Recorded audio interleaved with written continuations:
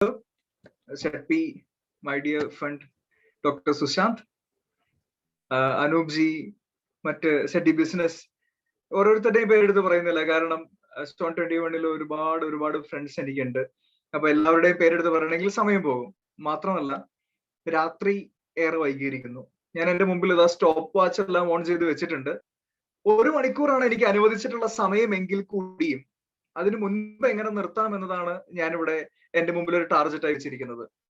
മറ്റൊന്നുമല്ല, ഒരു training programme ഏറ്റവും മുഷിപ്പില്ലാതെ ആസ്വദിച്ച് പങ്കെടുക്കാൻ സാധിക്കുമ്പോഴാണ് നമ്മുടെ ചിന്തകൾക്ക് അത് ഗുണം ചെയ്യുക. അതുകൊണ്ട് ഏറ്റവും കുറഞ്ഞ സമയത്തിൽ അവസാനിപ്പിക്കുക എന്ന ടാർഗറ്റോട് കൂടിയിട്ടാണ് ഞാൻ എന്റെ സെഷൻ ആരംഭിക്കുന്നത്. ഇങ്ങനെയൊക്കെ പറയുമെങ്കിലും പ്രധാനപ്പെട്ട കാരണം, എനിക്ക് ഉറക്കം നന്നായി കിട്ടണമെന്ന് ആഗ്രഹിക്കുന്ന ഒരു വ്യക്തിയാണ് ഞാൻ. കൂടുതൽ സമയം ഉറങ്ങാൻ ഇഷ്ടപ്പെടുന്ന ആളാണ്. രാവിലെ നേരത്തെ എഴുന്നേൽക്കാനും ഇഷ്ടപ്പെടുന്ന ആളാണ്. അതുകൊണ്ട് തന്നെയാണ് ഞാൻ പരമാവധി നേരത്തെ അവസാനിപ്പിക്കുക എന്ന് പറയുന്നത്. ശരി, കൂടുതൽ ആമുഖങ്ങളോ വിശേഷണങ്ങളോ കാര്യങ്ങളോ ഒന്നുമില്ല. എങ്കിലും 1-2 കാര്യങ്ങൾ എനിക്ക് പറഞ്ഞേ മതിയാകൂ.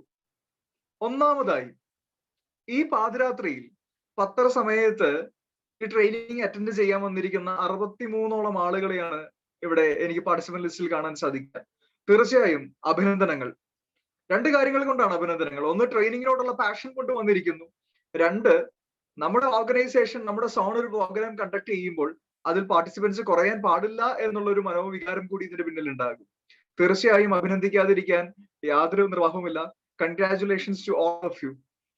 ഇനി അടുത്ത കാര്യം എന്താണെന്ന് വെച്ച് കഴിഞ്ഞാൽ, ഇന്നിവിടെ നിങ്ങളെ പുതിയതായിട്ട് ഒന്നും പഠിപ്പിക്കാൻ വേണ്ടിയിട്ടല്ല ഞാൻ വന്നിരിക്കുന്നത്. പുതിയ കുറെ ഇൻഫർമേഷൻസോ നോളജോ വാരി വിതരാൻ വേണ്ടിയിട്ടല്ല ഇവിടെ ആയിരിക്കുന്നത്. മറിച്ച് കുറച്ച് ചിന്തകൾ പങ്കുവയ്ക്കാൻ മാത്രമാണ്. ഒരു ബിസിനസ്സുകാരൻ എന്ന നിലയ്ക്കും ഒരു ട്രെയിനർ എന്ന നിലയ്ക്കും എന്റെ കുറച്ച് ചിന്തകൾ, ചില എക്സ്പീരിയൻസുകൾ നിങ്ങളുമായി പങ്കുവയ്ക്കാനാണ് ആഗ്രഹിക്കുന്നത്. അതിൽ ഏറെക്കുറെ പ്രാക്ടിക്കൽ ആയിരിക്കണമെന്ന് കൂടി ഞാൻ ആഗ്രഹിക്കുകയാണ്. പ്രാക്ടിക്കൽ സൊല്യൂഷൻസിനെ പറ്റി സംസാരിക്കുന്നതായിരിക്കണം എന്ന് ഞാൻ ആഗ്രഹിക്കുകയാണ്. ഇനി മറ്റൊരു കാര്യം കൂടി പറയാം. എല്ലാത്തിന്റെയും പൂർണ്ണമായ വിവരങ്ങളോ ഐഡിയകളോ ഒന്നും ഇവിടെ ഞാൻ പറഞ്ഞു തരുന്ന ഒരു പരിപാടിയല്ല. മറിച്ച് ഞാൻ പറഞ്ഞല്ലോ, ചിന്തകളാണ് ഇവിടെ ഷെയർ ചെയ്യുന്നത്. തീർച്ചയായിട്ടും ഒരു ട്രെയിനിങ്ങിന്റെ വിജയം എന്ന് പറയുന്നത്, ഒരു ട്രെയിനിങ്ങിൽ നിന്ന് നമുക്ക് എന്തെങ്കിലും ലഭിക്കുന്നത് നമ്മൾ അതിനെപ്പറ്റി ചിന്തിക്കുമ്പോഴാണ്. ഞാനൊരു ക്രിസ്ത്യനാണ്. ഞങ്ങളുടെ മതവിഭാഗത്തിൽ ഈ ധ്യാനങ്ങളൊക്കെ ഒരുപാട് നടക്കാറുണ്ട്. ധ്യാനം കൂടി നന്നായി എന്നൊക്കെ പറഞ്ഞ് നിങ്ങളും കേട്ടിട്ടുണ്ടാകും. ചില ആളുകൾ ധ്യാനം കൂടി വരും, ആദ്യത്തെ ഒരാഴ്ചത്തേക്ക് ഭയങ്കര വിശുദ്ധനാണ്, ഒരു പരിപാടികളില്ല, വളരെ നീറ്റാണ്, ഇത്ര നല്ല മനുഷ്യൻ നമുക്ക് കാണാൻ കിട്ടില്ല. ഞാനും കുറെ ധ്യാനങ്ങൾ പങ്കെടുത്തിട്ടുണ്ട്, അനുഭവം കൂടിയാണ് ഇവിടെ പറയുന്നത്. പക്ഷേ ഒരാഴ്ച കഴിയുമ്പോഴേക്കും പതിയെ നമ്മൾ നമ്മുടെ പഴയ അവസ്ഥയിലേക്ക് എത്തിക്കൊണ്ടിരിക്കും. പ്രിയപ്പെട്ട സുഹൃത്തുക്കളെ, ധ്യാനം കൂടി ആരെങ്കിലും മാറ്റം ഉണ്ടായിട്ടുണ്ട് എങ്കിൽ അത് ആ ധ്യാനത്തിന്റെ മാത്രം മികവല്ല, മറിച്ച് ആ ധ്യാനത്തിൽ പങ്കെടുത്ത മനുഷ്യന്റെ ചിന്തകൾ കൂടി അതിന് വലിയ സ്ഥാനം അർഹിക്കുന്നുണ്ട്. ഡിയർ ഫ്രണ്ട്സ്, ചിന്തകൾ മാത്രമാണ് ഇന്നിവിടെ പങ്കുവയ്ക്കുന്നത്. എന്റെ ഒരേ ഒരു ആഗ്രഹം, ഈ ട്രെയിനിങ് കഴിയുമ്പോൾ, ഇന്ന് രാത്രി എന്നല്ല, നാളെയോ നാളെ കഴിഞ്ഞ് എപ്പോഴെങ്കിലും ഫ്രീ ടൈം കിട്ടുമ്പോൾ ഞാൻ പറയുന്ന ആശയങ്ങളെ പറ്റി നിങ്ങൾ കൂടി ചിന്തിക്കുക. അപ്പോഴേ നമ്മുടെ ഈ ട്രെയിനിങ് അതിന്റെ വിജയത്തിലേക്ക് എത്തിയുള്ളൂ. So I would like to share my screen.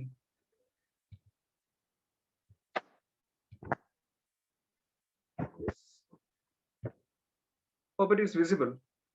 കാണാൻ പറ്റുന്നുണ്ടോ? Yeah, visible. Yes. So പ്രിയപ്പെട്ടവരെ, realise what happened in the history. നമ്മളെല്ലാം ഇപ്പോ കൊറോണയുടെ വലിയ ഭീഷണിയുടെ 2ാം ഘട്ടത്തിലാണ് നിൽക്കുന്നത്.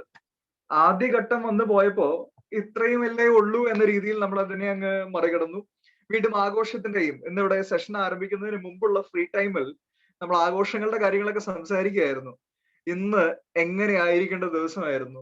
ഇലക്ഷൻ റിസൾട്ട് വരുന്നു, നമ്മുടെ പ്രിയപ്പെട്ട പാർട്ടി, പ്രിയപ്പെട്ട സ്ഥാനാർത്ഥികൾ വിജയിച്ചു, അതിന്റെയൊക്കെ ആഘോഷങ്ങൾ നടക്കേണ്ട ദിവസമായിരുന്നു. പക്ഷെ നമ്മളെല്ലാം ഒരു സെൽഫ് കൺട്രോളോട് കൂടി വീടുകളിലായിരിക്കുകയാണ്. ഇതുപോലുള്ള സാഹചര്യങ്ങൾ നിരവധി നമ്മുടെ ലോകത്ത് സംഭവിച്ചിട്ടുണ്ട് എന്നുള്ള കാര്യത്തിൽ ഒരു സംശയമില്ല. എന്തിനു പറയുന്നു, കൊറോണ വരുന്നതിന് മുമ്പ് 2018 ഒരു ഉഗ്രൻ പ്രളയത്തിനെ നേരിട്ട ആളുകളാണ് നമ്മൾ.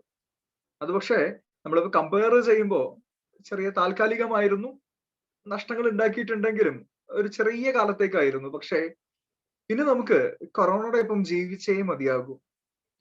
അങ്ങനെയാണെങ്കിൽ തുടക്കം തന്നെ നമുക്കൊരു എന്താണ് ഇതിനു മുമ്പ് ഇങ്ങനെ അവസ്ഥകൾ ഉണ്ടായിട്ടുള്ളപ്പോൾ അതിന്റെ ആഫ്റ്റർ എഫക്ട് ഉണ്ടായത് എന്ന് ചിന്തിച്ചുകൊണ്ട് തുടങ്ങാം. ഞാൻ ഈ കാണിക്കുന്ന ചിത്രം ബിഫോർ ദാറ്റ് ഒരു കാര്യം കൂടി പറഞ്ഞുകൊള്ളട്ടെ. ഞാൻ തന്നെ സംസാരിച്ചുകൊണ്ടിരിക്കുന്ന ഒരു സെഷൻ അല്ല ഞാൻ ആഗ്രഹിക്കുന്നത്. ഇനി മൊബൈലിൽ സെഷനൊക്കെ ഓൺ ചെയ്ത് വെച്ചിട്ട് നിങ്ങൾ ഉറങ്ങുകയാണോ എന്ന് അറിയാൻ കൂടി വേണ്ടിയിട്ടാണ് നമ്മൾ ഈ ചാറ്റ് ബോക്സിനെ ഒന്ന് ഉപയോഗിക്കും. അപ്പൊ ഞാൻ ചില ചോദ്യങ്ങൾ ഇവിടെ ചോദിക്കും, അതിന് ഉത്തരങ്ങൾ നൽകുമെന്ന് പ്രതീക്ഷിക്കുകയാണ്. So I will show a picture.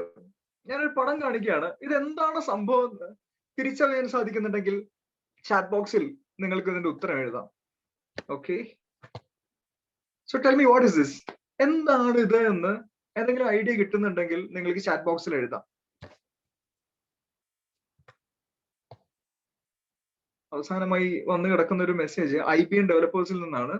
അത് EVPക്ക് താങ്ക്സ് പറഞ്ഞുകൊണ്ടുള്ളതാണ്. Looks like a museum. Thank you president, thank you so much. അദ്ദേഹത്തിന്റെ ഒരു അഭിപ്രായം പറഞ്ഞിട്ടുണ്ട്. മാനുഫാക്ചറിംഗ് പ്ലാന്റ് പോലെയാണ് എന്ന് ശ്രീജിത്ത് പറയുന്നു. മറ്റെന്തെങ്കിലും ഒപ്പീനിയൻസ് ഉണ്ടെങ്കിൽ ഷെയർ ചെയ്യാം. ഓക്കെ, കൂടുതൽ സമയം ഞാൻ അതിനു വേണ്ടി കളയുന്നില്ല, ഉത്തരങ്ങളിലേക്ക് കളയുന്നില്ല. ഇത് ഒരു മാനുഫാക്ചറിംഗ് പ്ലാന്റ് പോലെ തോന്നുന്നുണ്ടാകാം, ഒരു മ്യൂസിയം പോലെ തോന്നുന്നുണ്ടാകാം. ഓക്സിജൻ പ്ലാന്റ് ആണോ, കമ്പനിയാണോ? നിങ്ങൾ പറയുന്നതുമായി എല്ലാം സാമ്യമുണ്ട് ഈ കാണുന്ന സംഗതിക്ക്. ആരോ സ്ക്രീനിൽ കുത്തി വരയ്ക്കുന്നുണ്ട്. ഒന്ന് മൊബൈലും അല്ലെങ്കിൽ ലാപ്ടോപ്പ് ശ്രദ്ധിക്കണേ. ശരി, നമ്മളീ കണ്ടുകൊണ്ടിരിക്കുന്നത് എല്ലാവരും കേട്ടിട്ടുള്ള, നമ്മളെല്ലാവരും തന്നെ കേട്ടിട്ടുള്ള ഒരു പ്രധാനപ്പെട്ട സ്ഥലമാണ്. ഇതൊരു ഫാക്ടറി ആണോ എന്ന് ചോദിച്ചാൽ അതുമായി ബന്ധമുണ്ട്. ഇതൊരു ആണവ പ്ലാന്റ് ആണ്, ന്യൂക്ലിയർ റിയാക്ടർ ഇരിക്കുന്ന കേന്ദ്രമാണ്. ഇതൊരു മ്യൂസിയം ആണോ എന്ന് ചോദിച്ചാൽ ഒരു മ്യൂസിയം പോലുള്ള ഒരു മെമ്മോറിയൽ ആണ് അതിന് മുമ്പിൽ കാണുന്നത്. C, this is none other than, എന്താ പറയുക, നമ്മൾ ഈ വ്യക്തികളെ പറ്റി പറയുമ്പോൾ എങ്ങനെ പറയുക, പക്ഷെ ഇതൊരു പ്രസ്ഥാനമാണ്. ചെർണോബിൽ. ചെർണോബിൽ ആണവ ദുരന്തത്തെ പറ്റി കേൾക്കാത്ത വ്യക്തികൾ ഒരു പക്ഷേ ഈ ഗ്യാതറിംഗിൽ വളരെ കുറവായിരിക്കും. 1986 ഏപ്രിൽ 26 ഏകദേശം 35 വർഷം പിന്നിട്ടിരിക്കുന്നു. ഏപ്രിൽ 26 വന്നപ്പോ 35 വർഷങ്ങൾ ഏകദേശം പിന്നിട്ടിരിക്കുകയാണ് ഈ ചെർണോബിൽ ആണവ ദുരന്തം ഉണ്ടായിട്ട്. ചെർണോബിൽ ആണവ റിയാക്ടർ അല്ലെങ്കിൽ എന്താണ് ആണവ നിലയം ഉണ്ടാക്കി വെച്ചിരിക്കുന്നത് USSR, പഴയ USSRലാണ് ഇത് ഉണ്ടായിരുന്നത്. ഇന്നത് ഉക്രൈന്റെ ഭാഗമാണ്. ഒരുപാട് പ്രദേശങ്ങളിലേക്ക് വൈദ്യുതി എത്തിച്ചിരുന്ന ആണവ റിയാക്ടർ ആണ് അവിടെ സ്ഥാപിച്ചിരുന്നത്. തങ്ങളുടെ ശാസ്ത്ര സാങ്കേതിക വിദ്യയുടെ ഏറ്റവും മികച്ച ഉദാഹരണമായിട്ടാണ് USSR ചെർണോബിലിനെ ഉയർത്തി കാണിച്ചിരുന്നത്. ഇതിനോട് തൊട്ടടുത്ത് പ്രിപ്പാറ്റ് എന്ന് പറഞ്ഞൊരു മാൻമെയ്ഡ് സിറ്റി ഉണ്ട്. മാൻമെയ്ഡ് സിറ്റി എന്ന് പറയുമ്പോൾ അതൊരു വലിയ കാടും തുറന്ന സ്ഥലമാണ്. സിറ്റി എല്ലാം മാൻമെയ്ഡ് ആണ്, പക്ഷെ ഇതിനെ നമുക്ക് എടുത്തു പറയണം, ഒരു പ്രീ പ്ലാന്റ് ടൗൺഷിപ്പ് ആണ്. ലക്ഷക്കണക്കിന് ആളുകൾക്ക് താമസിക്കാൻ സാധിക്കുന്ന രീതിയിൽ ഫ്ലാറ്റുകളും അമ്യൂസ്മെന്റ് പാർക്കുകളും ഷോപ്പിംഗ് മാളുകളും എല്ലാം നിറഞ്ഞ ഒരു ഉഗ്രൻ സ്ഥലമായിരുന്നു പ്രിപ്പാറ്റ്. എനിക്ക് തോന്നുന്നു സ്ക്രീനിൽ നിങ്ങൾക്ക് ഇപ്പോൾ പ്രിപ്പാറ്റിന്റെ ഒരു ആകാശ ദൃശ്യം കാണാം. ലക്ഷക്കണക്കിന് ആളുകൾ വസിച്ചിരുന്ന പ്രിപ്പാറ്റ് നഗരത്തിന്റെ ഇന്നത്തെ അവസ്ഥ ഇതാണ്. കാട് കയറി വല്ലാത്തൊരവസ്ഥയിൽ. ഒന്നാലോചിച്ച് നോക്കൂ, കോഴിക്കോടും എറണാകുളവും മലപ്പുറവും അല്ലെങ്കിൽ എന്താണ് തിരക്കേറിയ തിരുവനന്തപുരം നഗരവും ഒക്കെ ഒരു 10-35 വർഷം ആൾതാമസം ഇല്ലാതായി കഴിഞ്ഞാൽ ഈ പറയുന്ന അവസ്ഥകളിലേക്കൊക്കെ എത്തിയേക്കും. എന്തുകൊണ്ടാണ് അവിടെ ആൾതാമസം ഇല്ലാതായത്? ചെർണോബിൽ ആണവ ദുരന്തം ഉണ്ടായ രാത്രിയിൽ വല്ലാത്ത രീതിയിൽ സ്ഫോടനമുണ്ടായി, അഗ്നിബാധയുണ്ടായി, ആണവ റിയാക്ടറിൽ നിന്നുള്ള വികിരണം പുറത്തു വരാൻ തുടങ്ങി. സംഗതി പിടിച്ചാൽ കിട്ടില്ല എന്ന് മനസ്സിലാക്കിയ USSR ആർമി പ്രിപ്പാറ്റിലെ ജനങ്ങളെ മുഴുവൻ ഒറ്റ ദിവസം കൊണ്ട് അവിടുന്ന് ഒഴിപ്പിക്കുകയാണ്. അവരെല്ലാം മോസ്കോയിലേക്ക് മാറ്റി. ലക്ഷക്കണക്കിന് ആൾക്കാരെ അവിടുന്ന് ഒറ്റ ദിവസം കൊണ്ട് മാറ്റി. അവരുടെ ഒരു സാധനങ്ങളും എടുക്കാൻ അനുവദിച്ചില്ല, നിത്യോപക സാധനങ്ങൾ ഒന്നും എടുക്കാൻ അനുവദിച്ചില്ല. എല്ലാം ഉപേക്ഷിക്കപ്പെട്ട രീതിയിൽ അവിടെ നിന്ന് കൊണ്ടുപോയി. മൈ ഡിയർ ഫ്രണ്ട്സ്, ഇക്കഴിഞ്ഞ 35 വർഷങ്ങളായി അവിടെ ആൾതാമസമില്ല. അന്ന് അവിടെ നിന്ന് കുടിയൊഴിക്കപ്പെട്ട ആളുകൾ ഇതുവരെ അവിടെ തിരിച്ചെത്തിയിട്ടില്ല. ഇന്ന് ഇതൊരു പ്രേത നഗരമായിട്ട്, കാട് കയറി ദുരന്ത സ്മാരകമായിട്ട് എല്ലാ സ്ഥലവും നിലനിൽക്കുകയാണ്. കാരണം ആയിരക്കണക്കിന് വർഷങ്ങൾ നീണ്ടു നിന്നേക്കാവുന്ന ആണവ വികിരണങ്ങൾ ഇന്നും പ്രിപ്പാറ്റിലും ചെർണോബിലിലുമുണ്ട്. ചെർണോബിൽ ആണവ പ്ലാന്റിനെ പ്രത്യേക സ്റ്റീൽ കവചങ്ങൾ വെച്ച് കവർ ചെയ്തിട്ടുണ്ട് എങ്കിൽ പോലും ഇന്നും അവിടെ ആണവ വികിരണം ഉണ്ട് എന്നുള്ളതാണ് ശാസ്ത്രം പറയുന്നത്. അധിക സമയം അവിടെ മനുഷ്യർക്ക് ചെലവഴിക്കാൻ സാധിക്കില്ല, മൃഗങ്ങൾക്ക് അധിക സമയം ചെലവഴിക്കാൻ പറ്റില്ല. വല്ലാത്ത അവസ്ഥയാണ്. നമ്മളെല്ലാം ആണവ വികിരണത്തിന്റെ എഫക്റ്റിലേക്ക് വരും.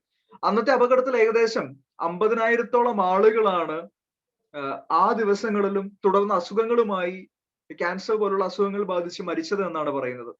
ഇത്രയും വലിയൊരു ദുരന്ത സ്മാരകം, മനുഷ്യന് കടന്നു ചെല്ലാൻ സാധിക്കാത്ത, ജീവിക്കാൻ പറ്റാത്ത ഈ സ്ഥലം 35 വർഷങ്ങൾക്ക് ശേഷം ഇന്ന് എന്താണ് അവസ്ഥ? ക്യൂരിയോസിറ്റി കാരണം ഞാൻ ഗൂഗിളിലൊക്കെ സെർച്ച് ചെയ്തു. മനുഷ്യൻ അവിടെ വാസയോഗ്യമല്ലല്ലോ, എന്തായിരിക്കും ആ സ്ഥലത്തിന്റെ അവസ്ഥ? അന്വേഷിച്ചു ചെന്നപ്പോൾ എനിക്ക് കാണാൻ സാധിച്ചത് മേക്ക് മൈ ട്രിപ്പിന്റെ ഒരു ഓഫറാണ്. 36,000 രൂപയ്ക്ക് ചെർണോബിൽ ആണവ പ്ലാന്റും പ്രിപ്പാറ്റും സന്ദർശിക്കാനുള്ള ഒരു പാക്കേജ് 36,000 രൂപയ്ക്ക്.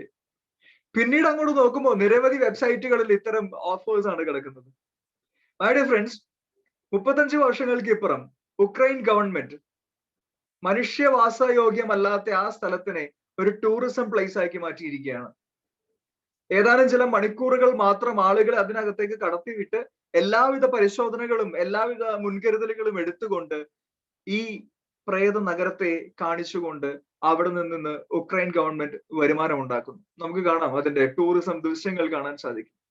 ഡിയർ ഫ്രണ്ട്സ്, ഇനി ഒന്നും സാധ്യമല്ല എന്ന് വിചാരിച്ചിരുന്ന ഒരു പ്രേത നഗരിയിൽ ഉക്രൈൻ ഗവൺമെന്റ് ഇന്ന് പണം വാരിക്കൂട്ടുന്നുണ്ട് എങ്കിൽ തിരിച്ചറിയാം, ഇനി ഒരുപക്ഷെ മുമ്പോട്ട് പോകാൻ സാധിക്കുമോ എന്ന് സംശയിച്ചു നിൽക്കുന്ന ഈ നിമിഷങ്ങളിൽ മനക്കരുത്തോടുകൂടി, കൃത്യമായ പ്ലാനിങ്ങോടുകൂടി, സാഹചര്യത്തിനനുസരിച്ച് മാറാൻ നമ്മൾ തയ്യാറാണ് എങ്കിൽ നമ്മുടെ ബിസിനസ്സുകളെ നമുക്ക് ഉഷാറാക്കാൻ സാധിക്കും. ഈ കഴിഞ്ഞ ചുരുങ്ങിയ കാലഘട്ടത്തിനുള്ളിൽ എക്സ്പീരിയൻസ് ചെയ്ത ചില കാര്യങ്ങൾ പങ്കുവെക്കാനാണ് ഞാൻ നിങ്ങളുടെ മുമ്പിൽ ഇപ്പോൾ ഇരിക്കുന്നത്. കാലം ഇങ്ങനെയാണ്, എപ്പോഴും നമുക്ക് ചില സെറ്റ് ബാക്കുകൾ തരും, പക്ഷെ മനസ്സും അടുത്തവരാരും തിരിച്ചു കയറാറില്ല. നിരാശയും സങ്കടമൊക്കെ ഉണ്ടാകുമ്പോൾ ഇതിനെ മറികടക്കുമെന്ന് ചിന്തിക്കുന്നവർ എന്നും അതിജീവിച്ചിട്ടേ ഉള്ളൂ. നമ്മൾ ജെസിക്കാരോട് കൂടുതൽ മോട്ടിവേഷൻ വിളമ്പേണ്ട ആവശ്യമില്ല എന്ന് എനിക്കറിയാം. So we are moving to some practical things. Embrace the changes. നമ്മുടെ സെഷന്റെ പേര് ഇത് തന്നെയാണ്. മാറ്റങ്ങളെ പുൽകുക, ചേർത്ത് പിടിക്കുക. മാറ്റങ്ങളെ ചേർത്ത് പിടിക്കാൻ നിങ്ങൾ തയ്യാറാണോ? നമുക്ക് നമ്മുടെ ബിസിനസിനെ അടുത്ത ലെവലിലേക്ക് ഉയർത്താൻ സാധിക്കും. ബിഫോർ ദാറ്റ് ഞാനൊരു കൊച്ചു ക്വസ്റ്റ്യൻ ചോദിക്കുകയാണ്. ഇവിടെ പങ്കെടുക്കുന്ന ആളുകൾ ഏത് കാറ്റഗറി ആണ് എന്നൊക്കെ അറിയാൻ വേണ്ടിയിട്ട്, എന്തെങ്കിലും റീറ്റെയിൽ ഷോറൂംസോ ഷോപ്സോ അങ്ങനെയുള്ള ബിസിനസ് ഒക്കെ ചെയ്യുന്നവര് ചാറ്റ് ബോക്സിൽ വൈ എന്നൊന്ന് സെൻഡ് ചെയ്യാമോ? യെസ് എന്നുള്ളതിന്റെ ഷോർട്ട് ഫോം ആയിട്ട് വൈ എന്ന ഒരൊറ്റ ലെറ്റർ എനിക്ക് മെസ്സേജ് അയക്കാമോ ഈ ചാറ്റ് ബോക്സിൽ? റീറ്റെയിൽ ഷോറൂംസ്, പ്രൊഡക്റ്റുകൾ വിൽക്കുന്ന കേന്ദ്രങ്ങൾ, ഇങ്ങനെയുള്ള സംഭവങ്ങൾ ചെയ്യുന്നവർ വൈ എന്ന്. യെസ്. സർവീസ് സെക്ടറിലുള്ളവർ തൽക്കാലം എ എന്ന് അയക്കാം, എ എന്ന ആൽഫബറ്റ്. സർവീസുകൾ പ്രൊവൈഡ് ചെയ്യുന്നവർ, സേവനദാതാക്കൾ, യെസ്. സർവീസ് സെക്ടറിലുള്ളവർ വരുന്നു, പ്രൊഡക്റ്റ് വരുന്നു. പ്രൊഫഷണൽസ്, സെൽഫ് എംപ്ലോയിഡ് പ്രൊഫഷണൽസ് ആയിട്ടുള്ളവർക്ക് ബി എന്ന, ബി ഫോർ ബോൾ, ബി എന്ന ലെറ്റർ അയക്കാം. പ്രൊഫഷണൽസ് ലൈക്ക് ഡോക്ടേഴ്സ് അല്ലെങ്കിൽ അങ്ങനെയുള്ള ഏതെങ്കിലും CA പ്രാക്ടീസ് ചെയ്യുന്ന ആളുകൾ. ശരി, ഓക്കെ. ഞാൻ ആ ഒരു ബിസിനസ് കാറ്റഗറിയിലുള്ള ആളുകളെ തിരിച്ചറിയാൻ വേണ്ടിയിട്ടാണ്. മറ്റുള്ളവരെ എല്ലാം ഞാൻ ഒരു വിഭാഗമായിട്ട് തൽക്കാലം കരുതുകയാണ്, because this is a business session. ശരി, അപ്പോ നമ്മളെല്ലാം ഒരേ തോണിയിലെ യാത്രക്കാരാണ്.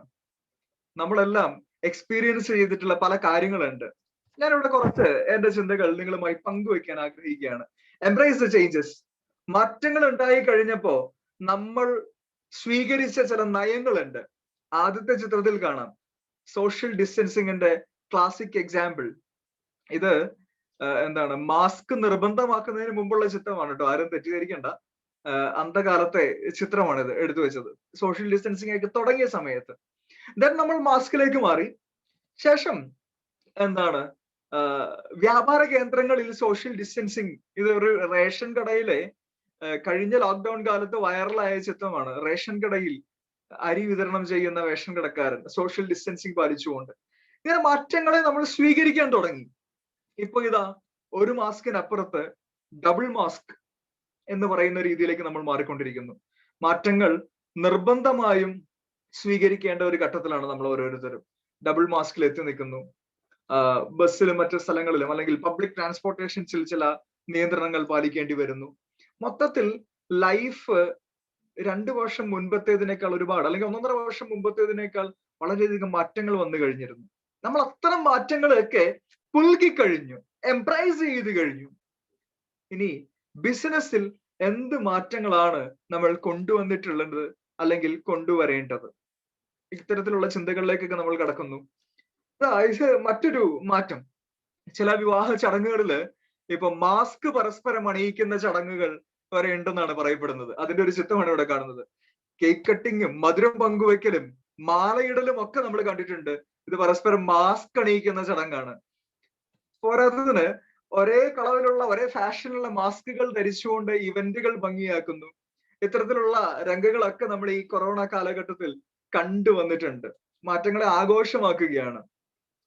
So dear friends, what your business needs from you in this situation? ഈ കാലഘട്ടത്തിൽ, ഈ പ്രത്യേക സാഹചര്യത്തിൽ എന്താണ് നമ്മുടെ ബിസിനസ് നമ്മളിൽ നിന്ന് ആവശ്യപ്പെടുന്നത്?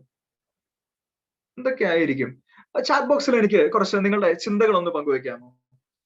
ഈ സമയത്ത് അല്ലെങ്കിൽ ഈ കാലഘട്ടത്തിൽ, പാൻഡമിക് തുടർന്നുകൊണ്ടിരിക്കുന്ന ഈ സമയത്ത് എന്തായിരിക്കും നമ്മുടെ ബിസിനസ് നമ്മളിൽ നിന്ന് ആവശ്യപ്പെടുന്നത്?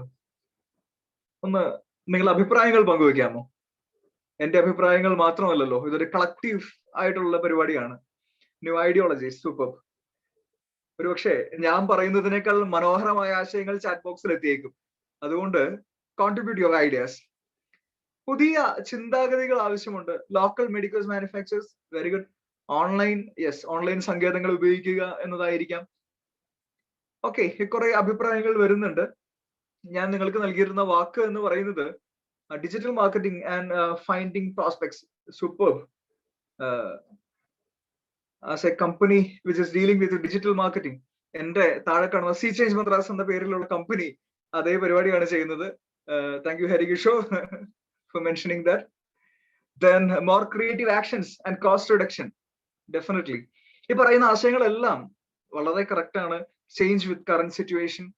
ഓക്കെ, അപ്പൊ ഞാൻ മുമ്പ് പറഞ്ഞ പോലെ നൽകിയിട്ടുള്ള വാഗ്ദാനം ഇതാണ്: 1 മണിക്കൂറിന് മുൻപ് ഈ സെഷൻ അവസാനിപ്പിക്കുക എന്നുള്ളത് കൊണ്ട് ആശയങ്ങൾ വരട്ടെ, നമുക്ക് വായിച്ചു പോകാം. പകരം ഞാനിപ്പോ ഇവിടെ പറയാൻ ഉദ്ദേശിക്കുന്ന ചില ആശയങ്ങളിലേക്ക് കിടക്കുകയാണ്. Let's see. ഒന്നാമതായിട്ട് നമ്മുടെ ബിസിനസ് നമ്മളോട് ആവശ്യപ്പെടുന്നത് ബി പോസിറ്റീവ്. ഒന്ന് പോസിറ്റീവായിട്ട് ഇരിക്കാനാണ് നമ്മുടെ ബിസിനസ് നമ്മളോട് ആവശ്യപ്പെടുന്നത്.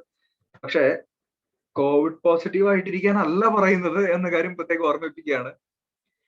മനസ്സ് പോസിറ്റീവായിട്ട് ഇരിക്കുക എന്നുള്ളതാണ് ഏറ്റവും പ്രധാനപ്പെട്ടത്. ഈ കഴിഞ്ഞ ദിവസങ്ങളിലൊക്കെ എന്റെ ക്ലയൻസുമായിട്ട് ഞാൻ സംസാരിക്കുകയായിരുന്നു. വെറുതെ വിളിച്ചിട്ട് ക്ലയൻസുമായി സംസാരിക്കുകയായിരുന്നു. എന്റെ ഫേം ഞാൻ മുമ്പ് പറഞ്ഞ പോലെ സീ ചേഞ്ച് മദ്രാസ് എന്നാണ് നമ്മുടെ ഫേമിന്റെ പേര്. സീ ചേഞ്ച് എന്ന വേർഡിന്റെ അർത്ഥം ഷേക്സ്പിയർ കൊണ്ടുവന്ന വാക്കാണ്. വലിയ മാറ്റം എന്നുള്ളതാണ് സീ ചേഞ്ചിന്റെ അർത്ഥം. ഞങ്ങൾ ഇങ്ങനെ പറയാറുണ്ട്, കടലോളം മാറ്റം. വലിയ മാറ്റം എന്നതിന് പകരമായിട്ട് ഞങ്ങൾ പറയാം കടലോളം മാറ്റം കൊണ്ടുവരുന്ന ഒരു ഫേമാണ് നമ്മുടേത് എന്നൊക്കെ ഇങ്ങനെ പറയാറുണ്ട്. സോ എന്റെ ക്ലയൻസുമായിട്ട് സംസാരിക്കുമ്പോൾ പലരും ആശങ്ക പങ്കുവെക്കാറുണ്ട്. എന്താകും, എങ്ങനെയാകും? പക്ഷെ അതേസമയം മറ്റു ചില ക്ലയൻസുമായിട്ട് സംസാരിക്കുമ്പോൾ ആ കോള് കഴിയുമ്പോൾ നമുക്ക് ഭയങ്കര എനർജിയാണ്. Because they are very much positive. അവർ നൽകുന്ന ഒരു എനർജി ഞാൻ ചില സമയത്ത് ഓർക്കാറുണ്ട്.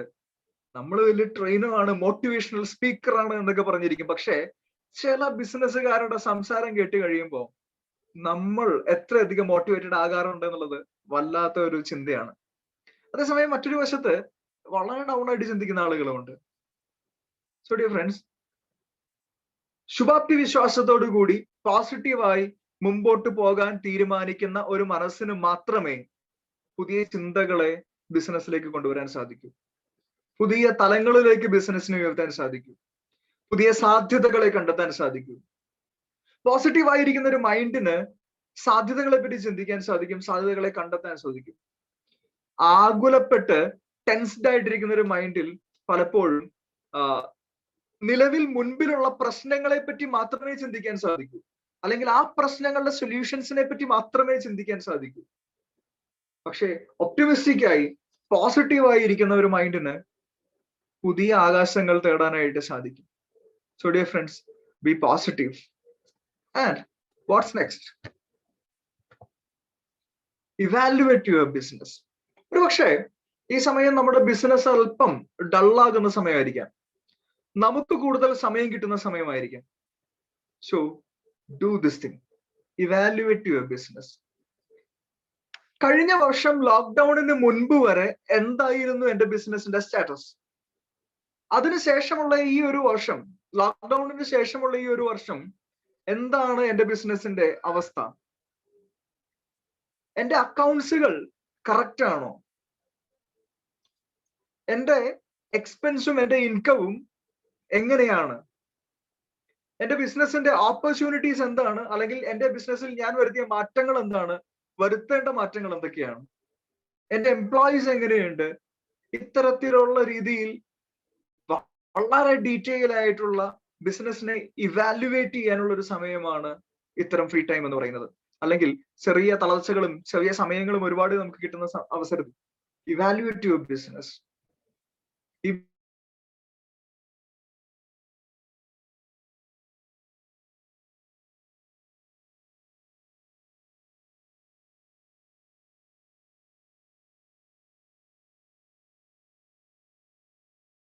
നമ്മുടെ ബിസിനസിന്റെ കരുത്ത്, നമ്മുടെ ബിസിനസിന്റെ കുറവുകൾ, നമ്മുടെ ബിസിനസിന്റെ ഇനി അങ്ങോട്ടുള്ള സാധ്യതകൾ, നമ്മുടെ ബിസിനസ് നേരിടുന്ന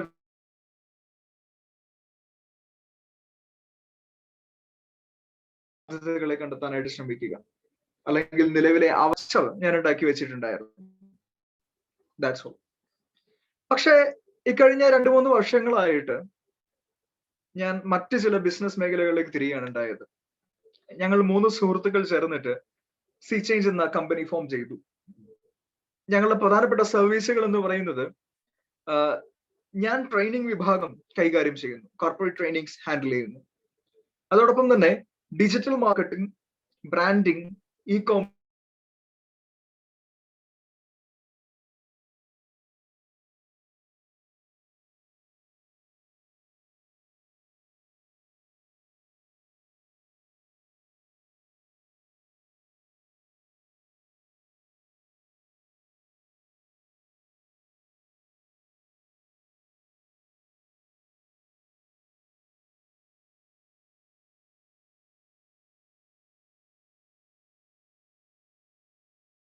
കുറെ സ്ഥാനങ്ങൾ വഹിച്ചിരുന്നു.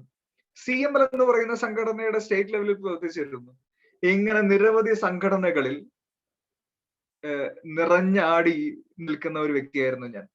ഇതെല്ലാം കഴിഞ്ഞ് സമയം കിട്ടുന്നുണ്ടെങ്കിൽ ബിസിനസ്സിൽ ശ്രദ്ധിക്കുന്ന ഒരു ബിസിനസ്സുകാരൻ, പേരിന് ഒരു ബിസിനസ്സുകാരനായിരുന്നു ഞാൻ. ഡിയർ ഫ്രണ്ട്സ്, ഇക്കഴിഞ്ഞ ലോക്ക്ഡൌൺ കാലം ഈ ഇവാലുവേഷൻസ് നടത്തിയപ്പോൾ, ഇപ്പോൾ ഞാൻ നിങ്ങളോട് പങ്കുവെച്ച എന്റെ ബിസിനസ്സിനോടുള്ള എന്റെ അപ്രോച്ചിനെ, എന്റെ ആറ്റിറ്റ്യൂഡിനെ ഇവാലുവേറ്റ് ചെയ്ത് കഴിഞ്ഞപ്പോ ഞാൻ തിരിച്ചറിഞ്ഞ ചില കാര്യങ്ങളുണ്ട്. ഇങ്ങനെ പോയാൽ പോരാ എന്നുള്ള ചില കാര്യങ്ങൾ. എന്റെ ലൈഫിൽ ഞാൻ ചില മാറ്റങ്ങൾ, ചില പ്രയോറിറ്റൈസേഷൻസ് നടത്തണമെന്ന് തിരിച്ചറിഞ്ഞ മൊമെന്റ്സ് ഉണ്ട്. അതിന്റെ ഭാഗമായിട്ട് പല സംഘടനകളിലെയും ഭാരവാഹിത്വങ്ങൾ ഞാൻ ഒഴിഞ്ഞു. JCയിൽ തന്നെ എന്റെ സോൺ പ്രസിഡന്റ് എന്നെ ഓടിക്കും ഞാനത് പറയുമ്പോ. JC വീക്കിന്റെ കോർഡിനേറ്റർ ആയിട്ട് മറ്റു പൊസിഷൻ വന്നപ്പോൾ JC വീക്കിന്റെ കോർഡിനേറ്ററായി ഞാൻ സ്വയം ചോദിച്ചു മേടിച്ച് ഒതുങ്ങി. അതാകുമ്പോ JC വീക്കിന് മുൻപും ആ ഒരു സമയത്തും ആ ഒരു 1.5 മാസക്കാലം ഒന്ന് ആക്റ്റീവായി പ്രവർത്തിച്ചാൽ മതിയല്ലോ. ബാക്കിയുള്ളതിനൊക്കെ ഉത്തരവാദിത്തങ്ങൾ, വലിയ ഉത്തരവാദിത്തങ്ങളില്ല, മറിച്ച് ബാക്കിയുള്ളതിൽ പങ്കെടുത്താൽ മതി. സോ എന്തുകൊണ്ട് ഞാനിത് ചെയ്തു? I realized my approach was wrong. എന്റെ ബിസിനസ്സിൽ എനിക്ക് ഉണ്ടായിരുന്ന ആറ്റിറ്റ്യൂഡ്, അല്ലെങ്കിൽ എന്റെ ബിസിനസ്സിനോടുള്ള അപ്രോച്ച് റോങ് ആയിരുന്നു എന്ന തിരിച്ചറിവാണ് എന്നെ ഈ മാറ്റങ്ങളിലേക്ക് കൊണ്ടുവന്നത്. കൂടുതലായി കഴിഞ്ഞ ഒരു വർഷക്കാലം ലോക്ക്ഡൌൺ സ്റ്റാർട്ട് ചെയ്തത് മുതൽ ഈ നാൾ വരെയും വളരെ കൂടുതലായി എന്റെ ബിസിനസ്സിലേക്ക് ഞാൻ ഫോക്കസ് ചെയ്യാൻ തുടങ്ങി കഴിഞ്ഞപ്പോ വലിയ മാറ്റമാണ് ഉണ്ടാക്കാൻ സാധിച്ചത്. ഞാൻ മാത്രമല്ല, ഞങ്ങൾ 3 പേരും ഈ രീതിയിലേക്ക് ചിന്തിക്കാൻ തുടങ്ങി കഴിഞ്ഞപ്പോ വളർച്ച വളരെ വേഗത്തിലായിരുന്നു. ക്ലയന്റുകളുടെ എണ്ണം കൂടിയത് വളരെ വേഗത്തിലായിരുന്നു. Struggles are there, definitely struggles are there. പക്ഷേ എന്റെ അപ്രോച്ചിനെ മാറ്റിയപ്പോ എനിക്ക് ഫലം കൊയ്യാൻ സാധിച്ചു. Another thing, reduce unwanted expenses. Already ഇവിടെ ചാറ്റ് ബോക്സിൽ അഭിപ്രായങ്ങൾ ചോദിച്ചപ്പോൾ ചിലർ പറഞ്ഞിരുന്നു അൺവാണ്ടഡ് ആയിട്ടുള്ള ചില എക്സ്പെൻസുകളെ കട്ട് ചെയ്യാൻ സാധിക്കുക എന്നുള്ളത്. എന്റെ ഫേമിൽ ഒന്നിലധികം ബിസിനസ് ഡെവലപ്മെന്റ് എക്സിക്യൂട്ടീവ്സ് ഉണ്ടായിരുന്നു. ബിസിനസ്സിലേക്ക് ഫോക്കസ് ചെയ്യാൻ തീരുമാനിച്ച് കുറച്ചു നാൾ ബിസിനസ്സിനെ ഏറ്റവും മനോഹരമായി ഫോക്കസ് ചെയ്ത് ആ ബിസിനസ് ഒരു ഓട്ടോ പൈലറ്റ് മോഡിലേക്ക് മാറിക്കഴിയുമ്പോൾ തിരിച്ച് മറ്റു ഭാരവാഹിത്വങ്ങളെയൊക്കെ വീണ്ടും ആക്റ്റീവ് ആകാമെന്ന തീരുമാനത്തോടു കൂടി ബിസിനസ്സിലേക്ക് ഇറങ്ങിക്കഴിഞ്ഞപ്പോ ഞാൻ തിരിച്ചറിഞ്ഞ ചില അൺവാണ്ടഡ് എക്സ്പെൻസുകളിൽ ഒന്നായിരുന്നു ആ ഒന്നിലധികമുള്ള ബിസിനസ് ഡെവലപ്മെന്റ് എക്സിക്യൂട്ടീവുകളുടെ ലിസ്റ്റ്. ഇവരുടെ പെർഫോമൻസുകളെ ഞാൻ ഇവാലുവേറ്റ് ചെയ്ത് കഴിഞ്ഞപ്പോൾ വെറുതെ ശമ്പളം കൊടുത്തുകൊണ്ട് നിലനിർത്തിയിരുന്ന ചില സ്റ്റാഫുകൾ ഉണ്ടായിരുന്നു. അവർക്ക് ടാർഗറ്റ് കൊടുക്കാൻ തുടങ്ങി. അതിനനുസരിച്ച് റിസൾട്ട് കൊണ്ടുവരാത്തവരെ പുറത്താക്കുമെന്ന് പറയേണ്ടി വന്നു. അത് ചെയ്യേണ്ടി വന്നു. തുടർന്ന് ആ റോളിൽ ഒരുപാട് സമയം ബാലൻസ് ഉണ്ടായിരുന്ന കമ്മിറ്റ്മെന്റുകളെ കുറച്ചുകൊണ്ട് പ്രയോറിറ്റി ബിസിനസ്സിലേക്ക് ആക്കി കഴിഞ്ഞപ്പോൾ ഇതിനെല്ലാം സമയം കിട്ടാൻ തുടങ്ങി. ആ റോൾ ഏറ്റെടുത്തു. ഇന്ന് ക്ലയന്റ് ലിസ്റ്റ് നന്നായി നീണ്ടുപോകുന്നുണ്ട്. അതിനെ തുടർന്ന് അങ്ങനെ ചെയ്യാൻ സാധിച്ചു കഴിഞ്ഞപ്പോൾ കൂടുതൽ ക്വാളിറ്റിയുള്ള ബിസിനസ് ഡെവലപ്മെന്റ് എക്സിക്യൂട്ടീവ്സിനെ ഇപ്പൊ എടുത്തു വെക്കുകയും ചെയ്തിട്ടുണ്ട്. സോ ഏറ്റവും ആദ്യമായിട്ട് എക്സ്പെൻസുകളെ, അൺവാണ്ടഡ് എക്സ്പെൻസുകളെ നമുക്ക് എങ്ങനെ കട്ട് ചെയ്യാം എന്നുള്ളത് നോക്കാം. ഞാനിപ്പോ എന്റെ ഒരു എക്സ്പീരിയൻസ് ആണ് പങ്കുവെച്ചത്. ഒരുപക്ഷെ നമ്മുടെ സ്ഥാപനത്തിൽ അൺവാണ്ടഡ് ആയിട്ടുള്ള പല കാര്യങ്ങളും, ഒരുപക്ഷെ ഫർണിച്ചേഴ്സ് ആയിരിക്കാം, ഒരു ഷോപ്പ് ആണെങ്കിൽ ഫർണിച്ചേഴ്സ് ആയിരിക്കാം, അല്ലെങ്കിൽ നമ്പർ ഓഫ് സ്റ്റാഫ്സ് ആയിരിക്കാം, അതുമല്ലെങ്കിൽ നമ്മുടെ ചില സബ്സ്ക്രിപ്ഷൻസ് ആയിരിക്കാം. ഇങ്ങനെ പല പല കാര്യങ്ങൾ ഉണ്ടാകാം. ഞാൻ എൻ്റെ ഒരു വീട്ടിലെ എക്സാമ്പിൾ പറയാം. കഴിഞ്ഞ ലോക്ക്ഡൌൺ കാലത്ത് ഞാൻ നോക്കുമ്പോ വലിയ സംഭവമാണ്, ഞാൻ ചുരുക്കി പറയാം. മൊബൈൽ ഫോൺ, സ്മാർട്ട് ഫോൺ ഇല്ലാതിരുന്ന എന്റെ മാതാപിതാക്കൾ സ്മാർട്ട് ഫോൺ ഉപയോഗിക്കാൻ തുടങ്ങി. അവര് യൂട്യൂബും ഫേസ്ബുക്കും ഒക്കെ കാണിച്ചിട്ട് നമ്മളെ പല വാർത്തകളൊക്കെ കാണിച്ചു തരാൻ തുടങ്ങി. നീ ഇത് കണ്ടോ, ഇങ്ങനെയൊക്കെ സംഭവിക്കുന്നുണ്ട് എന്ന് പറയുന്ന അവസ്ഥയിലേക്ക് എത്തി.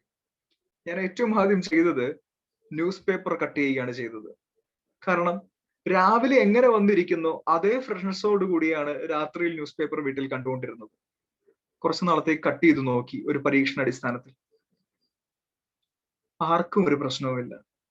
മുൻപ് ന്യൂസ് പേപ്പർ ഇല്ലാതെ ചായ അകത്തേക്ക് ഇറങ്ങില്ലാതിരുന്ന വീട്ടുകാർ ഇന്ന് മൊബൈൽ ഫോണിലാണ് ന്യൂസ് വായിക്കുന്നത്, അല്ലെങ്കിൽ ന്യൂസുകളെ അറിയുന്നത്. ഞാനിതൊരു കൊച്ചു എക്സാമ്പിൾ ആയിട്ട് പറഞ്ഞതേ ഉള്ളൂ. നമ്മുടെ ബിസിനസ്സിലേക്ക് ചിന്തിച്ചു നോക്കാം, എവിടെയാണ് എക്സ്പെൻസുകളെ നമുക്ക് കട്ട് ചെയ്യാൻ സാധിക്കുക. ഒരുപക്ഷെ അത് സ്പേസ് ആയിരിക്കാം. ആവശ്യത്തിലധികം സ്പേസ് നമ്മുടെ ഓഫീസിനോ നമ്മുടെ ഷോപ്പിനോ നമ്മൾ എടുത്തു വെച്ചിട്ടുണ്ടെങ്കിൽ അതായിരിക്കാം.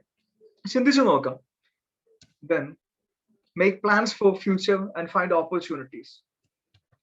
എന്തെല്ലാമാണ് എന്റെ ബിസിനസ്സിൽ എനിക്ക് എക്സ്പാൻഷൻ ചെയ്യാൻ സാധിക്കുക, എന്തെല്ലാം സാധ്യതകളാണ് എനിക്ക് മുമ്പിലുള്ളത്.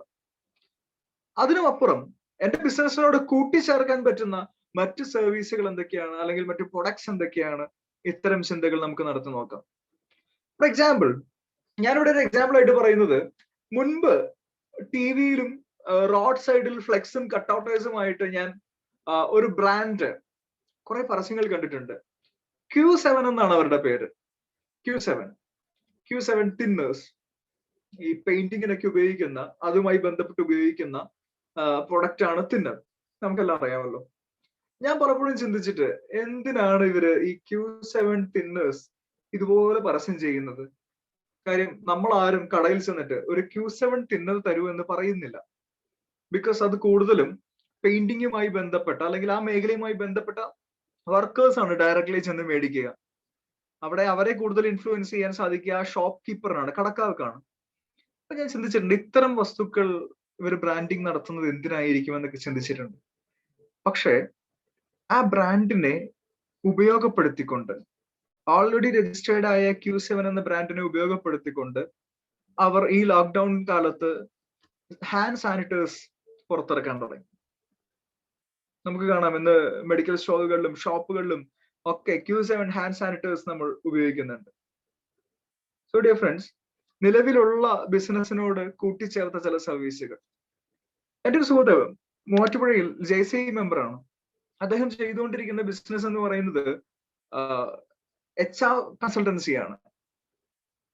എംപ്ലോയീസിനെ കമ്പനികൾക്ക് എത്തിച്ചു കൊടുക്കുന്ന, റിക്രൂട്ട് ചെയ്ത് കൊടുക്കുന്ന ഏജൻസിയാണ്. കഴിഞ്ഞ ലോക്ക്ഡൌൺ സമയത്ത് ഞാൻ നോക്കുമ്പോൾ അദ്ദേഹത്തിന്റെ ഓഫീസിൽ ഞാൻ ഒരിക്കൽ ചെല്ലാൻ ഇടയായി. ചെല്ലുമ്പോൾ കാണുന്നത് ഒരു സൈഡ് മുഴുവൻ സാനിറ്റൈസറും അതുപോലെ തന്നെ നമ്മുടെ ഫേസ് ഷീൽഡുകളും ഒക്കെ ഇരിക്കുന്നതാണ്. അദ്ദേഹം ചെയ്ത പരിപാടി തന്റെ ബിസിനസ്സിലേക്ക് ഇതിനെ കൂടി കൂട്ടിച്ചേർക്കുകയാണ് ചെയ്തത്, അതിന്റെ സപ്ലൈ കൂടി കൂട്ടിച്ചേർക്കുകയാണ് ചെയ്തത്. കാര്യം ആ സമയത്ത് ആളുകൾ അധികം ഓഫീസിലേക്ക് വരുന്നില്ല, എല്ലാം ഓൺലൈനിലാണ്, ഇന്റർവ്യൂസും കാര്യങ്ങളും എല്ലാം ഓൺലൈനിലാണ്. തന്റെ സ്പേസിനെ അദ്ദേഹം അപ്പോൾ യൂട്ടിലൈസ് ചെയ്തു. ആ ഓഫീസിലേക്ക് അധികം ആളുകൾ വരുന്നില്ല. സോ അദ്ദേഹം ഇത്തരം വസ്തുക്കളുടെ ഒരു ഡീലർഷിപ്പ് എടുക്കുകയും ഓഫീസ് സ്പേസിനെ അങ്ങനെ ഉപയോഗിക്കുകയും ചെയ്യുകയാണ് ഉണ്ടായത്. ഞാൻ ഈ പറയുന്നതൊക്കെ ഒരു പക്ഷേ ചെറിയ എക്സാമ്പിളുകളായിരിക്കാം, പക്ഷെ നമ്മുടെ ബിസിനസ്സിൽ ഇതിനെ എങ്ങനെ അപ്ലൈ ചെയ്യാമെന്ന് നമുക്കൊന്ന് ആലോചിച്ച് നോക്കാം. അനദർ തിങ്, ഇതിലെല്ലാം ഉപരി നമ്മുടെ ബിസിനസ് നമ്മളിൽ നിന്ന് ആവശ്യപ്പെടുന്ന ആ ഒരു കാര്യം നമ്മുടെ ഫോക്കസ് ആണ്. ഞാൻ മുൻപ് സൂചിപ്പിച്ചു, ഞാൻ അതിനെപ്പറ്റി കൂടുതലായി പറയുന്നില്ല. എപ്പോഴാണോ ഞാൻ എൻ്റെ പ്രയോറിറ്റികളെ മാറ്റി ബിസിനസ്സിലേക്ക് ഫോക്കസ് ചെയ്യാൻ തുടങ്ങിയത്, കൂടുതലായി ബിസിനസ്സിലേക്ക് ഫോക്കസ് ചെയ്യാൻ തുടങ്ങിയത്, അപ്പോൾ എനിക്കതിന്റെ റിസൾട്ട് ഉണ്ടാക്കാൻ സാധിച്ചു. കഴിഞ്ഞ 1 വർഷമായിട്ടാണ് ഞാനൊരു റിയൽ ബിസിനസ്മാൻ ആയത്. അതിനു മുൻപ് ഒരു പേര് മാത്രം, മറ്റുള്ളവരോട് പറയുക മാത്രമാണ് ചെയ്തുകൊണ്ടിരുന്നത് എന്ന് ഞാൻ റിയലൈസ് ചെയ്തത് ഈ കഴിഞ്ഞ 1 വർഷമായിട്ടാണ്. എന്റെ ഫോക്കസ്, ഫസ്റ്റ് പ്രയോറിറ്റി ബിസിനസ്സിലേക്ക് മാറിയപ്പോഴാണ്. സോ ഡിയർ ഫ്രണ്ട്സ്, ഈ ഒരു അവസ്ഥയിൽ ഫോക്കസ് കൂടുതലായിട്ട് ബിസിനസ് ആവശ്യപ്പെടുന്നുണ്ട്. അടുത്തൊരു ക്വസ്റ്റ്യൻ നിങ്ങളുടെ അടുത്ത് ചോദിക്കാനായിട്ട് ആഗ്രഹിക്കുകയാണ്. പലപ്പോഴും ഞാൻ എന്റെ സുഹൃത്തുക്കളോടൊക്കെ ചോദിക്കാറുള്ള ഒരു ചോദ്യമാണ്, ബിസിനസ്സിലേക്ക് ഇൻവെസ്റ്റ് ചെയ്യാൻ ഇതൊരു കറക്റ്റ് ടൈം ആണോ? നിലവിലുള്ള ബിസിനസ്സിൽ കൂടുതൽ ഇൻവെസ്റ്റ് ചെയ്യാൻ പറ്റിയ സമയമാണോ ഇത്? നിങ്ങളുടെ അഭിപ്രായം പങ്കുവയ്ക്കാം. യെസ് എന്നുള്ളവർ വൈ എന്ന് ടൈപ്പ് ചെയ്താൽ മതി, നോ എന്നുള്ളവർ എൻ എന്ന് ടൈപ്പ് ചെയ്താൽ മതി. Very simple, Y or N. നമ്മുടെ നിലവിലുള്ള ബിസിനസ്സിലേക്ക് ഇൻവെസ്റ്റ് ചെയ്യാൻ പറ്റിയ സമയമാണോ ഇത്? അതാ കുറെ പേര് യെസ് എന്ന് പറയുന്നുണ്ട്, ചിലര് നോ എന്ന് പറയുന്നുണ്ട്. മുഹമ്മദ് ഷിഹാബ് 2-3 വൈ പറഞ്ഞിട്ടുണ്ട്. ഇഷ്ടം പോലെ ഇൻവെസ്റ്റ് ചെയ്യാം എന്നാണ് അതിന്റെ അർത്ഥം തോന്നുന്നു. ഓക്കെ, കൂടുതൽ ആളുകളും എസ് എന്നാണ് പറയുന്നത്. കൊള്ളാം, സൂപ്പർ, സന്തോഷമുണ്ട് ഇത് കാണുമ്പോൾ. വളരെ പോസിറ്റീവായി പ്രോഗ്രസീവായി ചിന്തിക്കുന്നവരാണ് നമ്മൾ JCs എന്നുള്ള കാര്യത്തിൽ സംശയമില്ല. അതിന്റെ റിഫ്ലക്ഷൻ ആണ് ഈ ചാറ്റ് ബോക്സിൽ കാണുന്നത്. ഡോണ്ട് നോ എന്നുള്ള മെസ്സേജും വന്നിട്ടുണ്ട്. കൊള്ളാം. എന്റെ ഒരു അഭിപ്രായമാണ് ഞാൻ ഇവിടെ പങ്കുവെക്കുന്നത്. തീർച്ചയായിട്ടും ഈ അഭിപ്രായത്തിന് 2 പക്ഷം ഉണ്ടായിരിക്കാം. എന്നിരുന്നാൽ തന്നെയും അത് നല്ലതാണല്ലോ, നമ്മുടെ ചിന്തകളെ ഉണർത്താൻ അത് ഹെൽപ്പ് ചെയ്യും. എന്റെ ഒരു അഭിപ്രായം, ഇൻവെസ്റ്റ് ചെയ്യാൻ പറ്റിയ സമയമാണ്. പക്ഷേ എങ്ങനെയാണ് ബിസിനസ്സിലേക്ക് ഇൻവെസ്റ്റ് ചെയ്യേണ്ടത് എന്നത് പ്രാധാന്യം അർഹിക്കുന്ന കാര്യമാണ്. ഞാൻ പറയും, ഇൻഫ്രാസ്ട്രക്ചറിലേക്കോ മറ്റു കാര്യങ്ങളിലേക്കോ നമ്മൾ ഈ സമയത്ത് കൂടുതലായി ഇൻവെസ്റ്റ് ചെയ്യേണ്ടതില്ല എന്നാണ് എന്റെ അഭിപ്രായം. കൂടുതൽ പണം നമ്മുടെ ഇൻഫ്രാസ്ട്രക്ചറിലേക്കോ അല്ലെങ്കിൽ മറ്റു അത്തരം മോടി പിടിപ്പിക്കുന്ന കാര്യങ്ങളിലേക്കോ ഒന്നും ചെയ്യാതിരിക്കുക. ഷോപ്പുകളാണ് എങ്കിൽ അല്ലെങ്കിൽ മറ്റ് സർവീസ് പ്രൊവൈഡേഴ്സ് ഒക്കെ പലരും ചെയ്യുന്ന കാര്യമാണ്. അത്തരം കാര്യങ്ങളിലേക്ക് പോകാതിരിക്കുക എന്നതാണ് എന്റെ അഭിപ്രായം. മറിച്ച് ഇൻവെസ്റ്റ് ചെയ്യേണ്ടത് എവിടെയാണ്? ഈ കാലഘട്ടത്തിൽ ഇൻവെസ്റ്റ് ചെയ്യേണ്ടത് ബിസിനസ്സിൽ എവിടെയാണ്? എനിക്ക് കണ്ടെത്താൻ സാധിച്ചിട്ടുള്ളത്, എനിക്ക് പറയാൻ സാധിക്കുന്നത് ഇനി വരുന്ന ചില കാര്യങ്ങളാണ്. ഒന്ന്, സ്കിൽസ്. അത് നമ്മുടെ സ്കിൽസിലായിരിക്കാം, അല്ലെങ്കിൽ നമ്മുടെ എംപ്ലോയീസിന്റെ സ്കിൽസ് ഉയർത്തുന്നതിലായിരിക്കാം, അതുമല്ലെങ്കിൽ കൂടുതൽ സ്കിൽഡ് ആയിട്ടുള്ള എംപ്ലോയീസിനെ എടുക്കുന്നതിലുമായിരിക്കാം. നിലവിലുള്ള എംപ്ലോയീസിനെ എഫക്റ്റീവായി ഉപയോഗിക്കാൻ അവരുടെ സ്കിൽ ഉയർത്തേണ്ടി വരും. ഞാൻ സ്കിൽ എന്ന് പറയുമ്പോൾ അതൊരു മോട്ടിവേഷണൽ ട്രെയിനിങ്ങോ അല്ലെങ്കിൽ ഇത്തരം ട്രെയിനിങ്ങോ മാത്രമല്ല. അവരുടെ ജോലി മേഖലകളിൽ ഒരു പക്ഷേ നിങ്ങൾ ഒരു കാർ വർക്ക്ഷോപ്പാണ് നടത്തുന്നതെങ്കിൽ ഏറ്റവും മോഡേൺ ആയിട്ടുള്ള കാറുകളുടെ, ഈവൻ ഇലക്ട്രിക്കൽ കാറുകളുടെ വരെ സർവീസിങ് ചെയ്യാൻ പറ്റുന്ന രീതിയിലുള്ള എംപ്ലോയീസിനെ നമ്മൾ എടുക്കുകയാണ് എങ്കിൽ, അല്ലെങ്കിൽ നിലവിലുള്ള എംപ്ലോയീസിന് അത്തരം ട്രെയിനിങ്ങുകളിൽ അത്തരം പരിശീലനങ്ങളിൽ പങ്കെടുപ്പിക്കുകയാണ് എങ്കിൽ അത് നമുക്കൊരു അഡ്വാൻറ്റേജ് ആണ്. കാരണം നമ്മൾ കാലത്തിനനുസരിച്ച് മുമ്പോട്ട് പോവുകയാണ്. എംപ്ലോയീസിന്റെ സ്കിൽ ഡെവലപ്പ് ചെയ്യുന്നതിൽ, നമ്മുടെ സ്കിൽ ഡെവലപ്പ് ചെയ്യുന്നതിൽ ഒരു പക്ഷേ ഇനിയുള്ള ദിവസങ്ങളിൽ കടുത്ത നിയന്ത്രണങ്ങൾ വന്നേക്കാം. ഒരു 1-2 ആഴ്ചയിലേക്ക് കടുത്ത നിയന്ത്രണങ്ങൾ വന്നേക്കാം. തീരുമാനിക്കൂ ഈ 2 ആഴ്ചയ്ക്കുള്ളിൽ ഞാൻ എന്ത് സ്കില്ലാണ് എന്റേതായി ഉയർത്താൻ പോകുന്നത്. എന്റെ ബിസിനസിന്റെ അക്കൗണ്ടിങ്ങിലുള്ള സ്കില്ലാണോ, ഏതെങ്കിലും സോഫ്റ്റ്വെയർസ് യൂസ് ചെയ്തുകൊണ്ട് അക്കൗണ്ടിങ് സ്കിൽ ആണോ നിങ്ങൾ ഉയർത്താൻ പോകുന്നത്? അതെയോ നമ്മുടെ ബിസിനസ്സുമായി ബന്ധപ്പെട്ട പുതിയ പ്രൊഡക്റ്റുകളുടെ, പുതിയ സർവീസുകളുടെ, അതിന്റെ എക്സ്പാൻഷനുമായി ബന്ധപ്പെട്ട സ്കില്ലുകളാണോ ഉയർത്താൻ പോകുന്നത്? ഡിസിഷൻസ് എടുക്കുക. ചില സ്കിൽസ് ഉയർത്തുന്നതിന് പണം മുടക്ക് ഉണ്ടാകേണ്ടി വരില്ല. നമ്മുടെ ഒരു വില്ലിങ്നെസ് മതിയാകും. അവിടെ ടൈമാണ് ഇൻവെസ്റ്റ് ചെയ്യേണ്ടത്. ഇപ്പോ നമ്മുടെ മുമ്പിൽ ടൈം ഒരുപാട് കിട്ടാൻ സാധ്യതയുള്ള സമയം കൂടിയാണ്. So skills. The next one, ഇവിടെ ഒരാൾ ചാറ്റ് ബോക്സിൽ പറഞ്ഞിട്ടുണ്ട് ഡിജിറ്റൽ. ഒരു സംശയമില്ല ഹരികിഷോ, ദാറ്റ്സ് കറക്റ്റ്. ടെക്നോളജി എന്ന് ഞാൻ ഒറ്റ വാക്കില് ഞാൻ അതിനെ പറയുകയാണ്. ഡിജിറ്റൽ അല്ലെങ്കിൽ ടെക്നോളജി പരമായി നിങ്ങൾ ഇൻവെസ്റ്റ് ചെയ്യും. കാരണം നമുക്കിപ്പോ വിസിബിൾ ആണ്. ഡിജിറ്റൽ സാധ്യതകളെ, ടെക്നോളജിക്കൽ ആയിട്ടുള്ള സാധ്യതകൾ ഉപയോഗപ്പെടുത്തുന്ന ബിസിനസ്സുകൾ നാളെയിലും നിലനിൽക്കാൻ സാധ്യതയുള്ളവരാണ്. നിങ്ങൾ ഇന്നിന്റെ ബിസിനസ്സുകാരാണോ, നാളെയിലേക്കും നിലനിൽക്കുന്ന, നാളെയിലേക്കും സഞ്ചരിക്കാനുള്ള ബിസിനസ്സുകാരാണോ? അങ്ങനെയാണ് എങ്കിൽ ഏതെല്ലാം രീതിയിൽ ടെക്നോളജിയെ നമ്മുടെ ബിസിനസ്സിൽ ഇൻകോർപ്പറേറ്റ് ചെയ്യാൻ സാധിക്കുമെന്ന് ചിന്തിക്കുക. മെസ്സേജ് വന്നിരുന്നു AI, ആർട്ടിഫിഷ്യൽ ഇന്റലിജൻസ്. ഒരുപക്ഷെ നമ്മുടെ സാധ്യത ബിസിനസ്സിൽ അത്തരം സാധ്യതകളൊക്കെ ഉണ്ടായേക്കാം. എനിക്ക് ഓരോ ബിസിനസ്സുകളെ പറ്റിയും ഒരുപക്ഷെ ഇവിടെ പറയാൻ സാധിക്കില്ല. പക്ഷേ ഇനിയുള്ള ദിവസങ്ങളിൽ, ഈ കടുത്ത നിയന്ത്രണങ്ങൾ വരാൻ പോകുന്ന ദിവസങ്ങളിൽ നമ്മുടെ ഒരു ഫോക്കസ് ഏരിയ എന്ന് പറയുന്നത് എൻഡ് ബിസിനസ്സിൽ എങ്ങനെ ടെക്നോളജി ഉപയോഗപ്പെടുത്താം.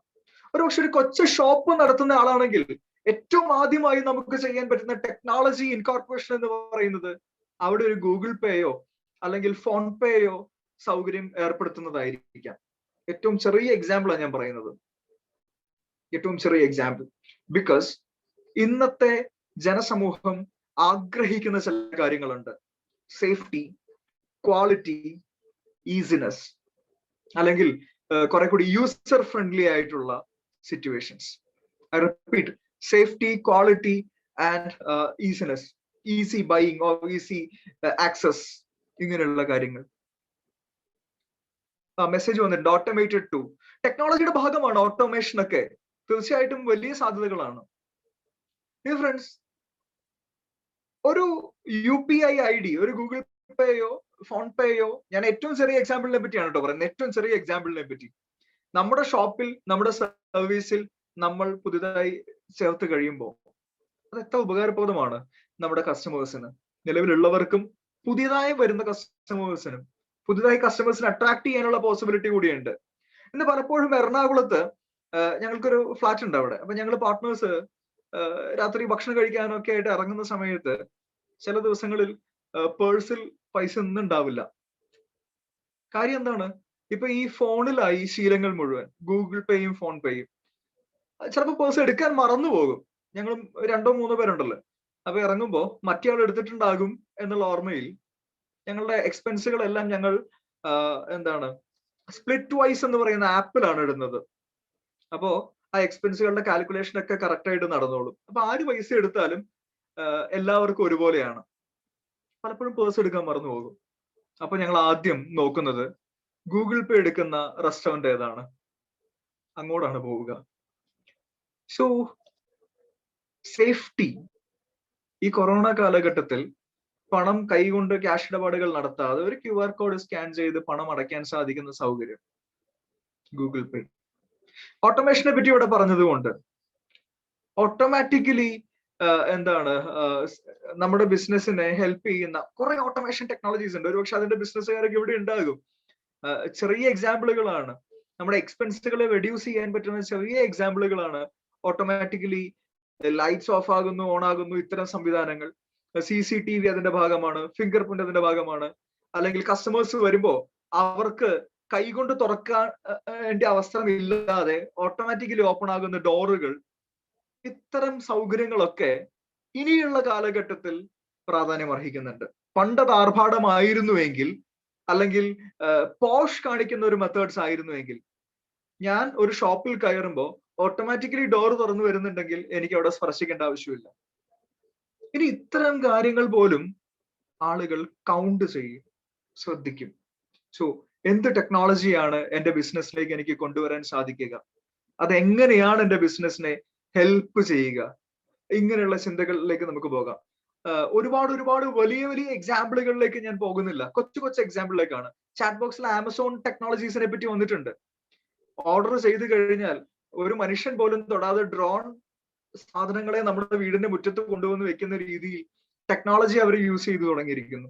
അല്ലെങ്കിൽ കടയിൽ ആളുകളില്ലാതെ നേരെ പോയി സാധനം നമുക്ക് എടുക്കാവുന്ന രീതിയിലേക്കൊക്കെ ടെക്നോളജി, ആർട്ടിഫിഷ്യൽ ഇന്റലിജൻസിനെ അവർ ഉപയോഗപ്പെടുത്തിയിരിക്കുന്നു. ഇതിലേക്കൊന്നും ഞാൻ പോകുന്നില്ല.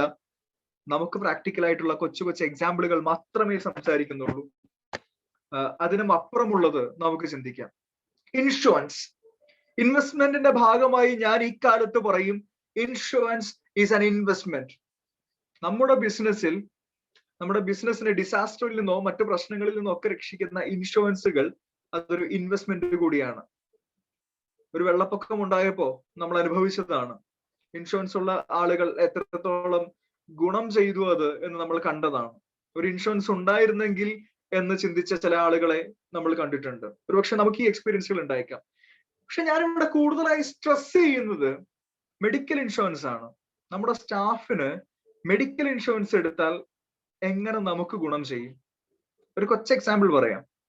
എൻ്റെ ഒരു സുഹൃത്ത്, അദ്ദേഹം നിലവിൽ കോവിഡ് പോസിറ്റീവായി, അതല്പം കൂടി ന്യൂമോണിയയും മറ്റു പ്രശ്നങ്ങളുമായി, അതിന്റെ ആഫ്റ്റർ എഫക്റ്റ് ആയി അദ്ദേഹത്തിന് ചെറിയ സ്ട്രോക്കും പ്രശ്നങ്ങളും ഒക്കെ ആയിട്ട് ഇന്ന് എറണാകുളം ആസ്റ്റർ മെഡിസിറ്റിയിൽ അദ്ദേഹം കിടക്കുകയാണ്. ICUവിലാണ് അദ്ദേഹം. പക്ഷേ എങ്ങനെയാണ് അവർക്ക് ഈ ഇൻഷുറൻസ് ഗുണം ചെയ്തത്? ഇത് അദ്ദേഹത്തിന്റെ കാര്യം മാത്രമല്ല, അവരുടെ കമ്പനിയിലെ സ്റ്റാഫുകൾക്കെല്ലാം കോവിഡ് ഇൻഷുറൻസ് ഇവരെടുത്തിട്ടുണ്ടായിരുന്നു.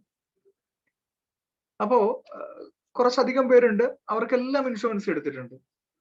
ഇതിന്റെ ഭാഗമായിട്ട് 2 ഇൻസിഡന്റുകളാണ് എനിക്ക് ഈ ഒരു വ്യക്തിയിൽ നിന്ന് പറയാൻ സാധിക്കുക. ആദ്യം ഇദ്ദേഹത്തിന്റെ എംപ്ലോയീസിൽ ചിലർക്ക് കോവിഡ് ബാധിച്ചു. തീർച്ചയായിട്ടും നമുക്കറിയാം, നമ്മളുമായി അറ്റാച്ച്ഡ് ആയിട്ടുള്ള, വർഷങ്ങളായി നമുക്ക് വേണ്ടി തൊഴിൽ ചെയ്യുന്ന ഒരു എംപ്ലോയിക്ക് അസുഖങ്ങളോ പ്രശ്നങ്ങളോ ഉണ്ടായി കഴിഞ്ഞാൽ സ്വാഭാവികമായും നമ്മുടെ ഒരു ധാർമ്മികതയുടെ ഭാഗമായി നമ്മൾ അല്പം പണം സ്പെൻഡ് ചെയ്യേണ്ടി വരും. ഒരുപക്ഷെ അവരുടെ കുടുംബത്തിനൊരു താങ്ങായിട്ട് അല്ലെങ്കിൽ ചികിത്സാ സഹായമായി എന്തെങ്കിലും കൊടുക്കേണ്ടി വരും. എന്റെ ഈ സുഹൃത്ത് പറഞ്ഞ ഒരു കാര്യമുണ്ടെന്ന്, ഈ ഇൻഷുറൻസ് എടുത്തിട്ടുണ്ടായിരുന്നത് കൊണ്ട് ഇവർക്ക് ഈ അസുഖങ്ങൾ ഉണ്ടായപ്പോ ഇൻഷുറൻസ് ഏജന്റുമായി കോർഡിനേറ്റ് ചെയ്ത് കാര്യങ്ങൾ സെറ്റ് ചെയ്ത് അവരെ ഹോസ്പിറ്റലിൽ എത്തിക്കാനും അതിന്റെ എക്സ്പെൻസുകൾ കംപ്ലീറ്റ് മീറ്റ് ചെയ്യാനും ഇവർക്ക് സാധിച്ചു. അതൊരു വലിയ താങ്ങാണ് എംപ്ലോയീസിന്. അതൊരു ട്രസ്റ്റ് ബിൽഡിംഗ് സംഗതിയാണ്, വലിയൊരു സപ്പോർട്ടാണ്. ഞാനിനി അതിന്റെ ഫിനാൻഷ്യൽ ടേംസിൽ പറയുന്നു, ആ ഒരു സമയത്ത് അദ്ദേഹം കൊടുക്കേണ്ടി വരുമായിരുന്ന പണം, അവരെ സപ്പോർട്ട് ചെയ്യാൻ കൊടുക്കേണ്ടി വരുമായിരുന്ന പണം അതുവരെ ഒഴിവായി എന്നുള്ള രീതിയിലാണ് അദ്ദേഹം സംസാരിച്ചത്. അടുത്ത കാര്യം, സ്വന്തം കാര്യത്തിലും അദ്ദേഹത്തിന് ഇന്ന് ഹോസ്പിറ്റലിൽ കിടക്കുന്ന എൻ്റെ ഈ സുഹൃത്തിന്റെ വീട്ടുകാർക്ക് വലിയൊരു ആശ്വാസമുണ്ട്. ബിസിനസ് എല്ലാം സ്ലോ പേസിലായിരുന്നു. ഈ അവസരത്തിൽ കഴിഞ്ഞ കുറെ ദിവസങ്ങളായി അദ്ദേഹം ഹോസ്പിറ്റലിലാണ്. വലിയ ബില്ലുകളാണ് വന്നുകൊണ്ടിരിക്കുന്നത്. പക്ഷേ ഇൻഷുറൻസ് അദ്ദേഹത്തിന്റെ കുടുംബത്തിനെ സപ്പോർട്ട് ചെയ്യുന്നുണ്ട്. So my dear friends, insurance is an investment. അത് എംപ്ലോയീസിനും നിങ്ങൾക്കും നിങ്ങളുടെ സ്ഥാപനത്തിനും അതൊരു വലിയ ഇൻവെസ്റ്റ്മെന്റ് ആണ്. സോ അതിനെ ബുദ്ധിപൂർവം വിവേകപൂർവം ചിന്തിക്കാം, ഉപയോഗിക്കാം. ദെൻ മറ്റൊരു സങ്കേതം, ടെക്നോളജിയെ പറ്റിയൊക്കെ നമ്മൾ പറഞ്ഞു, സ്കില്ലിനെ പറ്റി നമ്മൾ പറഞ്ഞു. ഇത് രണ്ടും ഉപയോഗിച്ച ഒരു എക്സാമ്പിൾ ആയിട്ടുള്ള ചിത്രമാണ് ഞാൻ ഇവിടെ കാണിക്കുന്നത്.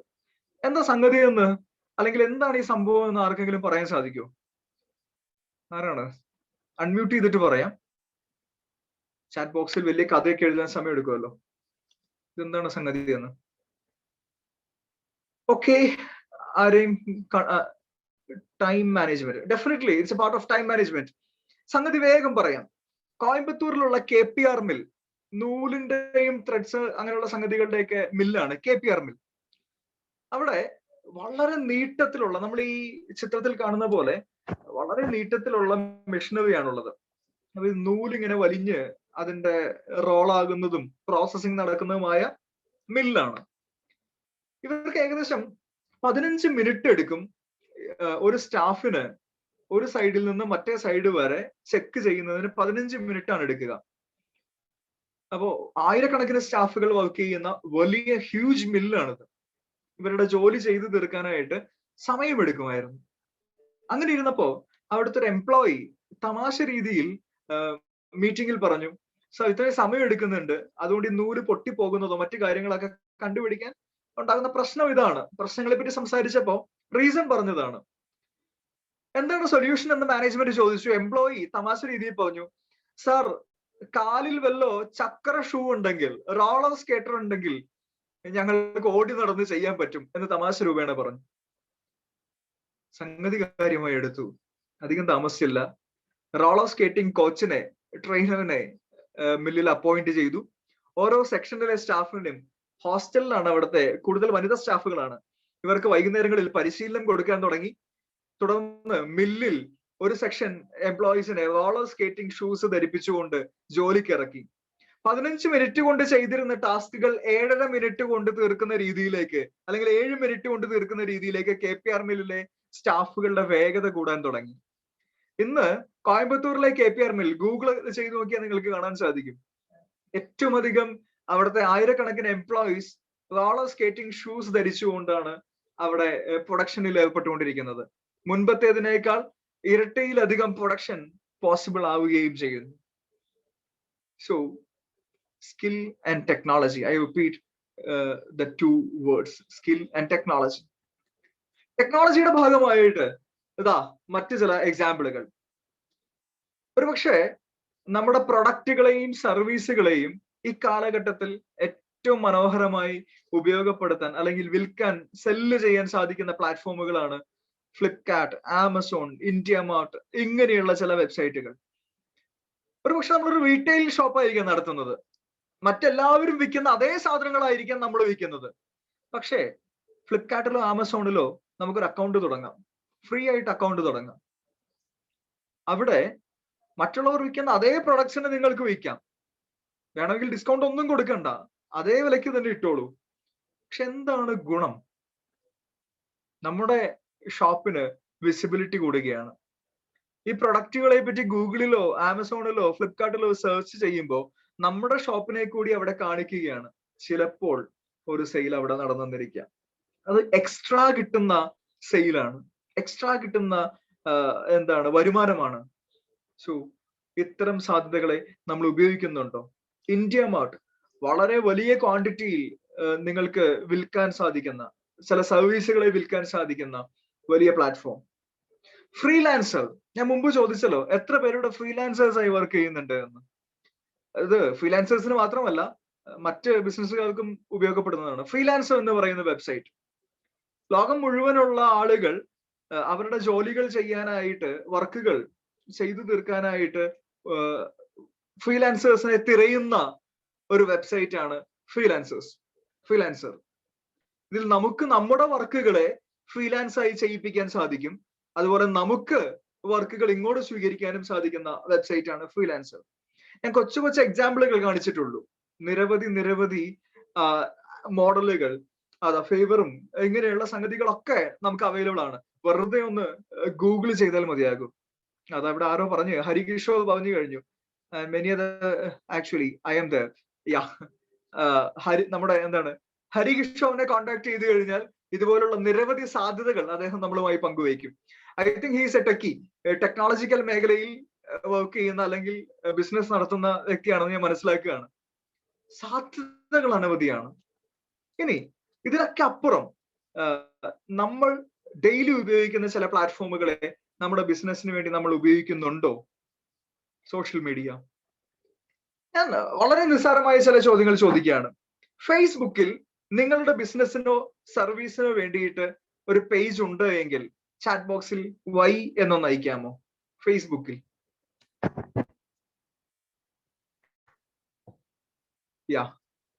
കുറച്ചധികം പേര് അയക്കുന്നുണ്ട്.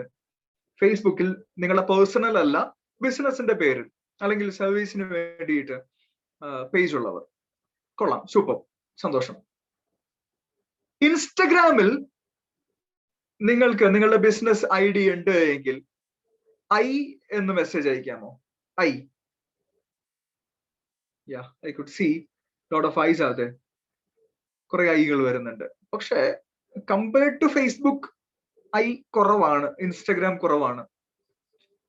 ശരി, യൂട്യൂബിൽ നിങ്ങളുടെ ഫേമിന്റെ പേരിൽ ഒരു പേജ് ഉണ്ട്, ഒരു ചാനൽ ഉണ്ട് എങ്കിൽ വൈ എന്ന് അയക്കാമോ? അല്ല, വൈ വേണ്ട, ടി അയക്കൂ, ടി. യാ, കുറച്ചധികം പേര്.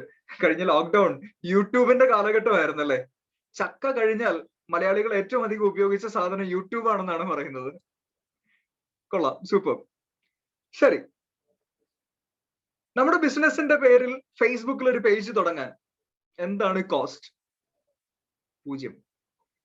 ഇൻസ്റ്റഗ്രാമിൽ ഒരു ബിസിനസ് അക്കൗണ്ട് തുടങ്ങാൻ എന്താണ് കോസ്റ്റ്? 0. യൂട്യൂബിൽ തുടങ്ങാൻ 0. ഇനി അതിൽ പോസ്റ്റ് ഇടാൻ എന്താണ് ചെലവ്? ഫ്രീ മൊബൈൽ ആപ്പുകൾ ഉണ്ട് ഡിസൈൻസ് ഉണ്ടാക്കുന്നത്. അതിലൊരു ഡിസൈൻ ഉണ്ടാക്കി എനിക്ക് പേജിൽ ഇടാൻ സാധിച്ചാൽ, ഇൻസ്റ്റഗ്രാമിൽ ഇടാൻ സാധിച്ചാൽ, that may not be a professional thing, പക്ഷെ എന്റെ സാന്നിധ്യം എനിക്ക് അവിടെ അറിയിക്കാൻ സാധിക്കുകയാണ്. ഇൻസ്റ്റഗ്രാമിന്റെ പ്രാധാന്യം നമ്മൾ മനസ്സിലാക്കണം. ഇന്ന് യൂത്ത് ഏറ്റവും അധികം ഉപയോഗിക്കുന്ന ആപ്ലിക്കേഷൻ ആണ് ഇൻസ്റ്റഗ്രാം, സോഷ്യൽ മീഡിയ ആണ് ഇൻസ്റ്റഗ്രാം. ഈ ലോക്ക്ഡൌൺ ലോക്ക്ഡൌൺ അല്ല, ഈ സെക്കൻഡ് വേവ് സ്ട്രോങ് ആകുന്നതിന് മുൻപ് ഒരു ഫാർമസി കോളേജിൽ ട്രെയിനിങ്ങിന് പോയി. ഏകദേശം 100 സ്റ്റുഡൻസ് ഉണ്ടായിരുന്നു. ഇവരോട് ഞാൻ ചോദിച്ചു, ഫേസ്ബുക്ക് അക്കൗണ്ട് ഉള്ളവർ കൈപൊക്കൂ? ഒരു 70% സ്റ്റുഡൻസ് കൈപൊക്കി. ഇൻസ്റ്റഗ്രാം അക്കൗണ്ട് ഉള്ളവർ കൈപൊക്കൂ? More than 97% കൈപൊക്കി. തിരിച്ചറിയൂ, ഫേസ്ബുക്കിൽ അക്കൗണ്ട് ഇല്ലാത്ത, ഇൻസ്റ്റഗ്രാമിൽ അക്കൗണ്ട് ഉള്ള ഒരുപാട് യുവജനങ്ങൾ നമ്മുടെ ഇടയിലുണ്ട്. നിങ്ങളുടെ ബിസിനസ്, നിങ്ങളുടെ സർവീസ് യുവാക്കൾക്കും കൂടി ഉള്ളതാണ് എങ്കിൽ ഇൻസ്റ്റഗ്രാം ഇസ് മസ്റ്റ്. അടുത്ത കാര്യം, നിങ്ങളുടെ ബിസിനസ്, നിങ്ങളുടെ സർവീസ് മുതിർന്നവർക്ക് വേണ്ടിയിട്ടുള്ളതാണ് എങ്കിൽ ഇൻസ്റ്റഗ്രാം ഇസ് മസ്റ്റ്. കാരണം നമുക്കറിയാം, നമ്മുടെ കുടുംബങ്ങളിൽ ഡിസിഷൻ മേക്കിങ്ങിൽ കുട്ടികളും ഇന്ന് ഭാഗമാണ്, യൂത്ത് ആയിട്ടുള്ള ആളുകളും ഒക്കെ ഭാഗമാണ്. അവരവരുടെ അഭിപ്രായങ്ങൾ പങ്കുവെക്കാറുണ്ട്, അവരുടെ എക്സ്പീരിയൻസുകൾ പങ്കുവെക്കാറുണ്ട്. സോ സോഷ്യൽ മീഡിയയെ നമുക്ക് എഫക്റ്റീവായി ഉപയോഗിക്കാൻ സാധിക്കും. ഇത് നമ്മുടെ കയ്യിൽ ഇരുന്നു കൊണ്ട്, മൊബൈലിൽ ഇരുന്നുകൊണ്ട് ചെയ്യാൻ പറ്റുന്ന സംഗതിയാണ്. ഗൂഗിൾ മാപ്പ്, ഞാൻ അതിനെപ്പറ്റി പറയുന്നുണ്ട്. Another thing, Facebook market place, സാധനങ്ങളും സർവീസുകളും വിൽക്കാൻ വേണ്ടിയിട്ട് ഫേസ്ബുക്കിലെ ഒരു സെപ്പറേറ്റ് പ്ലാറ്റ്ഫോമാണ് ഫേസ്ബുക്ക് മാർക്കറ്റ് പ്ലേസ്. നമ്മുടെ സാധനങ്ങൾ, നമ്മുടെ ഓഫറുകൾ ആളുകളിലേക്ക് അറിയിക്കാൻ, എത്തിക്കാൻ OLX ഒക്കെ പോലെ അല്ലെങ്കിൽ മറ്റ് വെബ്സൈറ്റുകൾ പോലെ ഫേസ്ബുക്കിൽ ഇന്ന് വളരെയധികം ഉപയോഗിക്കുന്നുണ്ട്. ഗൂഗിൾ മൈ ബിസിനസ് മറ്റൊരു മാധ്യമമാണ്.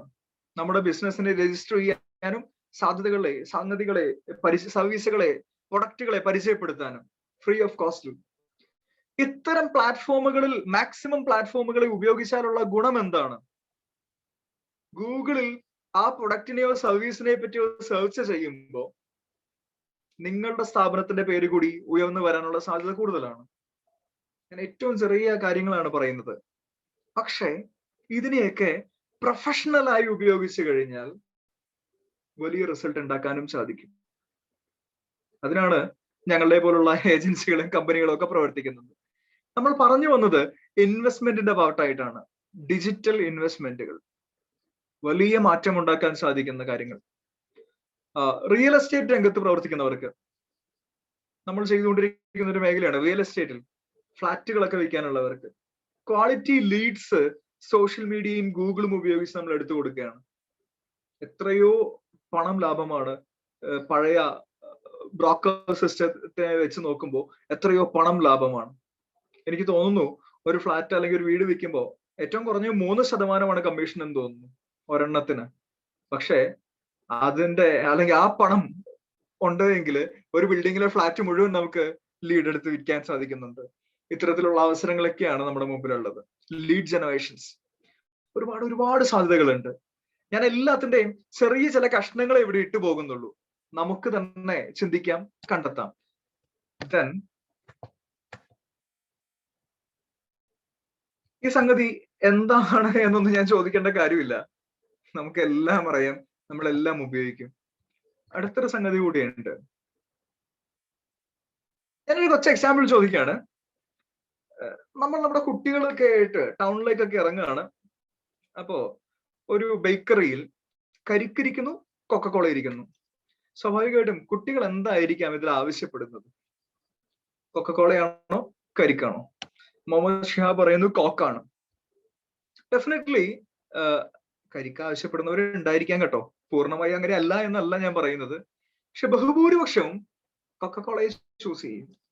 ഡിയർ ഫ്രണ്ട്സ്, നമുക്കറിയാം കരിക്കാണ് ഏറ്റവും പോഷക മൂല്യമുള്ളത്, ഏറ്റവും ഹെൽത്തി ആയത്, പക്ഷേ ഏറ്റവും വില കുറഞ്ഞതും കമ്പയർ ചെയ്യുമ്പോൾ. പക്ഷേ കൊക്കക്കോളയ്ക്ക് ഡിമാൻഡ് കൂടും. കാരണം അതിന് ബ്രാൻഡ് ഉണ്ട്, പരസ്യമുണ്ട്, നല്ല പാക്കിംഗ് ഉണ്ട്, ഇങ്ങനെയുള്ള സംഗതികൾ എല്ലാം ഉണ്ട്. പക്ഷേ ഒരു കാര്യം നമുക്ക് ചിന്തിക്കാം, കവർ നന്നായാൽ ചവറും വിറ്റുപോകുന്ന കാലഘട്ടത്തിലാണ് നമ്മൾ ജീവിക്കുന്നത്. കവറ് നന്നായാൽ ചവറും വിറ്റുപോകുന്ന കാലത്തിലാണ് നമ്മൾ ജീവിക്കുന്നത്. കിടിലൻ ബ്രാൻഡിങ്ങും പരസ്യങ്ങളും പാക്കിങ്ങും കാര്യങ്ങളും ഒക്കെയായി നമ്മുടെ സമൂഹത്തിൽ, നമ്മുടെ സൊസൈറ്റിയിൽ പല ചവറുകളും വിൽക്കപ്പെടുന്നുണ്ട്. തിരിച്ചറിയാം, നിങ്ങളുടെ ബിസിനസ്സിൽ നിങ്ങളുടെ സർവീസ്, നിങ്ങളുടെ പ്രൊഡക്റ്റ് ഹൈ ക്വാളിറ്റി ആണ് എന്ന് നിങ്ങൾക്ക് ഉറപ്പുണ്ടായാൽ പോരാ, അത് നമ്മുടെ കസ്റ്റമേഴ്സിനും പബ്ലിക്കിലേക്കും എത്തിക്കണം. നമ്മുടെ ബ്രാൻഡിനെ നമുക്ക് ആ രീതിയിലേക്ക് എത്തിക്കാൻ സാധിക്കണം. So I strongly recommend these kind of digital platforms, these kind of branding things. നമ്മുടെ ക്വാളിറ്റി പ്രൊഡക്റ്റിനെയും സർവീസിനെയും 4 ആളുകളിലേക്ക് നമുക്ക് എത്തിക്കാൻ സാധിക്കണം. പ്രത്യേകിച്ച് ഈ കാലഘട്ടത്തിൽ. കഴിഞ്ഞ ഒറ്റ വർഷത്തിനുള്ളിൽ നമ്മുടെ സ്വന്തം വീടുകളിലേക്കും ബന്ധുക്കളിലേക്കും ഒക്കെ ഒന്ന് ചിന്തിച്ചു നോക്കൂ. എത്ര പ്രായമായവരാണ് സ്മാർട്ട് ഫോണുകളിലേക്ക് മാറിയത്? എത്ര കുട്ടികളാണ് സ്മാർട്ട് ഫോണിലേക്ക് മാറിയത്, ടെക്നോളജി ആക്സസ് ചെയ്യുന്നത്? സോ നമ്മുടെ ബിസിനസ് ടെക്നോളജിയെ ആശ്ലേഷിച്ചിട്ടുണ്ടോ, എംബ്രേസ് ചെയ്തിട്ടുണ്ടോ? ചിന്തിച്ചു നോക്കാം. എന്തിനാണ് ഇത്തരത്തിലുള്ള ബ്രാൻഡിങ്, ഇത്തരത്തിലുള്ള ഈ ടെക്നോളജി കാര്യങ്ങളൊക്കെ നമ്മൾ ചെയ്യുന്നത്? It's give a new feel to the clients.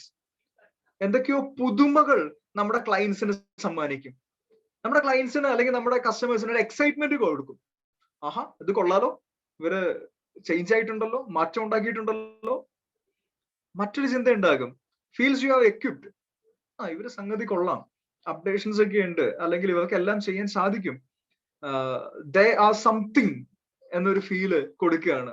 Increase your good will. Definitely നമ്മുടെ ബ്രാൻഡിങ് വഴി, ഡിജിറ്റൽ പ്ലാറ്റ്ഫോംസ് ഉപയോഗിക്കുന്നത് വഴി നമ്മുടെ ഗുഡ് വില്ല് ഉയരുകയാണ്. യൂട്യൂബിലൊക്കെ വീഡിയോ ഇടുന്നതിന് ഒരുപാട് പണം ചെലവാകില്ലേ, റെക്കോർഡ് ചെയ്ത് ഇടുന്നതിനൊക്കെ ചിലർ ചോദിക്കാറുണ്ട്. പക്ഷെ നിങ്ങളുടെ പ്രൊഡക്റ്റിനെയോ സർവീസിനെയോ നിങ്ങൾ തന്നെ പരിചയപ്പെടുത്തി ഒരു വീഡിയോ എടുത്തിടൂ. ജസ്റ്റ് ട്രൈ ചെയ്തു നോക്കൂ. സോ ഇത്തരം മാർഗങ്ങളൊക്കെ നമുക്ക് ഉപയോഗിക്കാം. ഇതാ ഇവിടെ ഒരു എന്തോ ഇൻട്രസ്റ്റിംഗ് മെസ്സേജ് വന്നിട്ടുണ്ട്.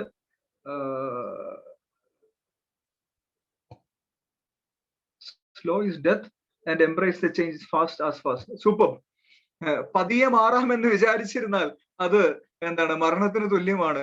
മാറ്റങ്ങളെ അതിവേഗത്തിൽ പുൽകൂ എന്നാണ് പറഞ്ഞിരിക്കുന്നത്. ശരി, another thing, നമ്മുടെ സെഷൻ അതിന്റെ അവസാന സമയത്തിലേക്ക് എത്തുകയാണ്. ഈ മാറുന്ന കാലഘട്ടത്തിൽ നിലവിലുള്ള ക്ലയൻസിനെ എങ്ങനെ നമുക്ക് കൂടുതൽ മനോഹരമായി പിടിച്ചു നിർത്താം? എന്റെ വീടിനടുത്തൊരു കടയുണ്ട്, ജോസേട്ടന്റെ കട, പലചരക്ക് കടയാണ്. നമ്മളിപ്പോ വീടിനടുത്തുള്ള കുട്ടികളെ വിളിച്ചിട്ട്, അതിനപ്പുറത്ത് 1-2 കടകൾ കൂടിയുണ്ട് കേട്ടോ, പലചരക്ക് കടകൾ. ഏതെങ്കിലും കുട്ടിയോട് മോനെ എന്തെങ്കിലും സാധനം മേടിച്ചിട്ട് വരുമെന്ന് പറഞ്ഞാൽ ഇവരെല്ലാം ഓട്ടോമാറ്റിക്കലി ജോസേട്ടന്റെ കടയിൽ ചെല്ലും. കാര്യം എന്താണെന്നറിയോ? ഇവരാദ്യമായി ആ കടയിൽ ചെല്ലുന്ന സമയം മുതൽ ജോസേട്ടൻ ഈ കുട്ടികൾക്ക് ഒരു മിഠായി കൊടുക്കും. എന്ത് സാധനം മേടിക്കാൻ ചെന്നാലും ഒരു മിഠായി കൊടുക്കും. പാരന്റ്സിന്റെ കൂടെ ചെല്ലുമ്പോഴും ഒറ്റയ്ക്ക് ചെല്ലുമ്പോഴും ഒക്കെ ഒരു മിഠായി കൊടുക്കും. 50 പൈസയുടെ കേസല്ലേ, പോട്ടെ എന്ന് വെച്ച് ജോസേട്ടൻ എല്ലാവർക്കും കൊടുക്കും. പക്ഷെ അതൊരു സ്നേഹപ്രകടനം കൂടിയാണ്. ഈ കുട്ടികൾ ജോസേട്ടന്റെ ബ്രാൻഡ് അംബാസിഡേഴ്സ് ആണ്. ഈ കുട്ടികൾ ജോസേട്ടന്റെ മൗത്ത് പബ്ലിസിറ്റി കൊടുക്കുന്ന വക്താക്കളാണ്. ഇമോഷണലി കണക്ട് ചെയ്യുന്നു. കഴിഞ്ഞ ദിവസം ഒരു സ്റ്റേഷനറി ഷോപ്പിൽ കയറി കുറച്ച് സാധനങ്ങൾ മേടിച്ചു. ഇറങ്ങാൻ നേരത്ത് കവറിലേക്ക് ഒരു സർജിക്കൽ മാസ്ക് അദ്ദേഹം എടുത്തിട്ടു, ഷോപ്പ് കീപ്പർ. ഞാൻ ചോദിച്ചു, ചേട്ടാ ഇത് പറഞ്ഞിട്ടില്ല. ഇല്ല, ഇത് ഞാൻ എല്ലാവർക്കും കൊടുക്കുന്നതാണ്, കയ്യിലിരിക്കട്ടെ എന്ന് പറഞ്ഞൊരു മാസ്ക്. വലിയ വിലയൊന്നുമില്ല ഒരു സർജിക്കൽ മാസ്കിന്. ഹോൾസെയിലേഴ്സിന് അടുത്തുനിന്ന് മേടിച്ചാൽ അല്ലെങ്കിൽ പ്രൊഡക്ഷൻ യൂണിറ്റിൽ നിന്ന് മേടിക്കുമ്പോൾ 1.5 രൂപയ്ക്കൊക്കെ കിട്ടും. ഞാനിവിടെ ഒരു പ്രൊഡക്ഷൻ യൂണിറ്റിൽ നിന്നാണ് പലപ്പോഴും മേടിക്കാറുള്ളത് പോകുന്ന വഴിക്ക് 50 100 ഒക്കെ. അപ്പം 3 രൂപയ്ക്കും 2 രൂപയ്ക്കൊക്കെയാണ് കിട്ടുക. ബൾക്കായി മേടിച്ച് വെക്കുമ്പോൾ നമുക്കറിയാം നമ്മളെല്ലാം കച്ചവടക്കാർ അല്ലെങ്കിൽ ബിസിനസ്സുകാരുമാണ്. 1.5 രൂപ 2 രൂപ വരുന്ന ആ ഒരു മാസ്ക് അദ്ദേഹം ആ ഒരു പണത്തിനെ മൈൻഡ് ചെയ്യുന്നില്ല, അദ്ദേഹം കൊടുക്കുകയാണ്. കാരണം ആ സ്റ്റേഷനറി ഷോപ്പ് ഉടമ എന്റെ മനസ്സിനെ ടച്ച് ചെയ്തു, എന്റെ ഇമോഷണലി എന്നെ കണക്ട് ചെയ്യുകയാണ് ആ സ്ഥാപനവുമായിട്ട്. Dear friends, touch the hearts. എത്രത്തോളം ടെക്നോളജിയെയും എത്രത്തോളം സാങ്കേതിക സാഹചര്യങ്ങളെയും സ്കിൽസിനെയും ഒക്കെ ഉപയോഗിച്ചാലും ഇതിനൊപ്പം ഉറപ്പുവരുത്തേണ്ട ഒരു കാര്യം, ടച്ച് ദ ഹാർട്ട്സ്. നമ്മുടെ ഷോപ്പിൽ, നമ്മുടെ ബിസിനസ്സിൽ, നമ്മുടെ സർവീസിനെ സ്വീകരിക്കാൻ എത്തുന്നവരെ അവരുടെ ഹൃദയങ്ങളെ തൊടാൻ, മനസ്സിനെ തൊടാൻ, ഇമോഷൻസിനെ ടച്ച് ചെയ്യാൻ നമുക്ക് സാധിക്കണം. അപ്പോൾ മാത്രമേ നമ്മൾ കൊണ്ടുവരുന്ന മറ്റു മാറ്റങ്ങളുടെ ഗുണം അതിന്റെ പൂർണ്ണസ്ഥിതിയിൽ എത്തുകയുള്ളൂ. കൂടുതലൊന്നും പറഞ്ഞു ദീർഘിപ്പിക്കുന്നില്ല. നിങ്ങളോട് പറഞ്ഞിരുന്നു 1 മണിക്കൂറിൽ സെഷൻ തീർക്കുമെന്ന്. 1 മണിക്കൂർ 2 മിനിറ്റ് ആയിരിക്കുകയാണ്. കൂടുതൽ ദീർഘിപ്പിക്കുന്നില്ല. കുറെ ചിന്തകൾ ഇങ്ങനെ വാരി വിതറിയിടുകയായിരുന്നു. എന്റെ ഉദ്ദേശം ഇവിടെ ഇരിക്കുന്ന ആരെയും പഠിപ്പിക്കുക എന്നതല്ലായിരുന്നു, മറിച്ച് ഞാൻ നൽകിയ ചില കാര്യങ്ങളെ പറ്റി ചിന്തിപ്പിക്കുക എന്നുള്ളതായിരുന്നു എന്റെ ഉദ്ദേശം. അത് നടന്നു എന്ന് ഞാൻ വിശ്വസിക്കുകയാണ്. ഒരുപക്ഷെ ഈ മേഖലകളിൽ കൂടുതൽ കൂടുതൽ ചിന്തിക്കാൻ നിങ്ങൾക്ക് സാധിക്കട്ടെ. അങ്ങനെ ആ മാറ്റങ്ങൾ ബിസിനസ്സിൽ കൊണ്ടുവരാൻ സാധിക്കട്ടെ. അപ്പോഴാണ് ഈ ട്രെയിനിങ് വിജയമാവുക എന്ന് ഞാൻ ആത്മാർത്ഥമായി വിശ്വസിക്കുന്നു. Wishing you all the very best. വലിയ മാറ്റം ഉണ്ടാക്കാൻ സാധിക്കട്ടെ. Thank you so much. Thank you അരുൺജി, wonderful section ആയിരുന്നു. എല്ലാവരും വളരെ കേട്ടുകൊണ്ടിരിക്കുകയായിരുന്നു കാരണം അപ്പോഴത്തെ മാറുന്ന ടെക്നോളജീസും കാര്യങ്ങളും നമ്മൾ ബിസിനസ്സിൽ വരുത്തേണ്ട മാറ്റങ്ങളും കാര്യങ്ങളും ഒക്കെയാണ് നമ്മൾ ശ്രമിച്ചുകൊണ്ടിരിക്കുന്നത്. ഇനി ആർക്കെങ്കിലും എന്തെങ്കിലും ഒരു ഇന്ററാക്ഷൻ ചെയ്യാനുണ്ടെങ്കിൽ ഞാൻ അതിനുള്ള സംവിധാനം ഉണ്ടാക്കാം. അൺമ്യൂട്ട് യുവർ മൈക്ക്, അൺമ്യൂട്ട് ചെയ്ത് സംസാരിക്കാം. ആർക്കെങ്കിലും എന്തെങ്കിലും ഡൗട്ട് ഉണ്ടെങ്കിൽ ചോദിക്കാനും. ഹലോ, പറയൂ ഷിയാബ്, പറയൂ. അടിപൊളി, ഏറ്റവും നന്നായിട്ടുള്ള മെസ്സേജുകളായിരുന്നു. ഇന്നത്തെ മനുഷ്യന് ഇതിലും അധികം ഇനി ചെയ്യാനൊന്നുമില്ല. ഇതൊക്കെ ചെയ്താൽ തന്നെ ആളുകൾ മാറുള്ളൂ. സാറിന്റെ ഫസ്റ്റില് തന്നെ ആസ് സൂൺ ആസ് പോസിബിൾ നമ്മുടെ ആ ചേഞ്ചസിനെ എംബ്രേസ് ചെയ്യുക എത്രയും പെട്ടെന്ന്. അത് വളരെയധികം ഞാൻ ചെയ്തുകൊണ്ടിരിക്കുന്നു. ഓൺലൈനിലും ഓഫ്ലൈനിലും ഒക്കെ ബിസിനസ് ചെയ്യുന്ന ഒരാളാണ്. ഒരു ബിസിനസ് മോട്ടിവേഷണൽ ട്രെയിനർ കൂടി ആയതുകൊണ്ട് സാർ പറയുമ്പോൾ ഇടയ്ക്കിടയ്ക്ക് മെസ്സേജ് വിടുന്ന ആൾ ഞാനാണ്. ഭയങ്കരമായിട്ട് ചാർജഡ് ആയിട്ടുണ്ട്. Thank you so much. Okay, thank U. ഇത് പറഞ്ഞപ്പോഴാണ് ഞാനിപ്പോ സാറിന്റെ അത് കേട്ടിട്ട്, ഞാൻ ഗൂഗിൾ മൈ ബിസിനസ് ഇതുവരെ ചെയ്തിട്ടുണ്ടായിരുന്നില്ല. ഞാനിതപ്പോൾ അത് ചെയ്തു, രജിസ്റ്റർ ചെയ്ത് കഴിഞ്ഞു. ഓൺ ദ വേ ക്ലാസ്സും കേൾക്കുന്നുണ്ട്, അതിന്റെ കൂടെ അതും ചെയ്യുന്നുണ്ട്. അതുപോലെ തന്നെ ഫേസ്ബുക്ക് മാർക്കറ്റ് പ്ലേസും, ഫേസ്ബുക്കിൽ അഡ്വർടൈസ്മെന്റ് ചെയ്യുന്നുണ്ട് എന്നല്ലാതെ നമ്മൾ മാർക്കറ്റ് പ്ലേസ് ഒന്നും നോക്കിയിരുന്നില്ല. അത് ചെയ്തുകൊണ്ടിരിക്കുകയാണല്ലോ. അപ്പൊ ഈ ഒരൊറ്റ കാര്യം മതി, ഒന്നും വേണ്ട. ഈ ഒരൊറ്റ കാര്യത്തിൽ സന്തോഷമായി. തീർച്ചയായും, താങ്ക് യു. ഇനി ആരെങ്കിലും? സാർ ചിന്തകൾ മാത്രമല്ല, സാറ് തന്നിരിക്കുന്നത് ചിന്തകൾ മാത്രമല്ല, ഒരു ട്രെയിനിങ് തന്നെയായിരുന്നു. Completely you are given an unpaid but highly paid. Thank you so much. Okay, ഇനി ആർക്കെങ്കിലും എന്തെങ്കിലും സംശയം ഉണ്ടെങ്കിൽ ചോദിക്കാം. ഇല്ലെങ്കിൽ നമുക്ക് ക്ലോസിംഗ് അതിലേക്ക് പോവാം, ക്ലോസിംഗ് റിമാർക്സിലേക്ക് പോവാം. Okay, Sreejith bhai, vote of thanks official ആയിട്ട് വേണ്ടിയിട്ട് നമ്മുടെ പാലാഴി സെക്രട്ടറി ശ്രീജിത് ഭായ് ക്ഷണിക്കുകയാണ്. Thank you, Said Bhai. So, good evening to all. And it's a lighter note. It's time now to say good night to all.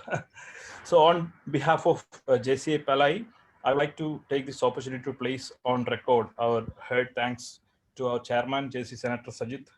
Thank you, Said Bhai, for providing this platform for JCA Palai and support and guidance you always provided to us. Our chief guest, who is still there, it's extremely pleasure. Our chief guest, Executive Vice President JCPPP, MK Karthigan sir. Thank you all. We were really and stay in late hours. That is what I said. It was really, and be always helpful and well supportive. Now I would like to thank JCA Senator Dr. Sushant, who is dynamic and highly humble during any programs whenever I see. So that's really commendable.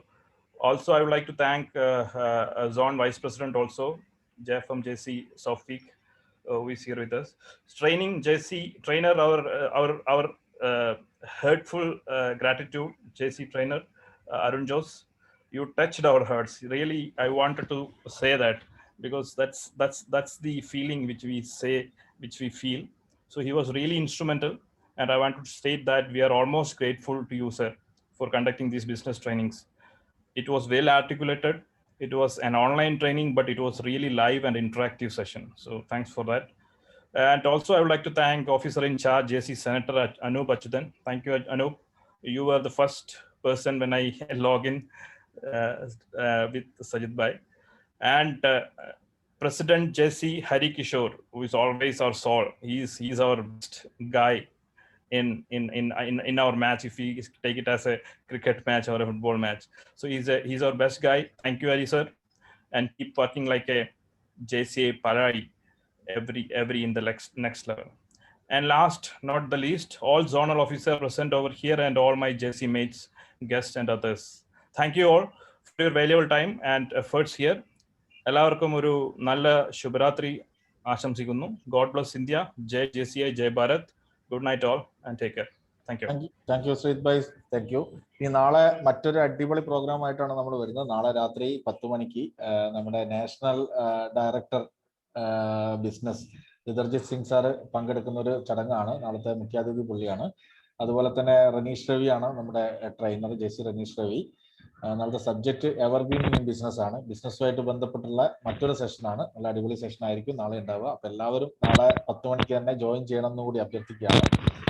Okay, നമുക്ക് ഇന്നത്തെ session ഇവിടെ അവസാനിപ്പിക്കാം. Once again Arun Jose bhai ഒരു thanks കൂടി അർപ്പിച്ചുകൊണ്ട് നിർത്തട്ടെ. Okay, നമുക്ക് മറ്റൊരു അവസരത്തിൽ കാണാം. Okay, thank you all. Okay, by.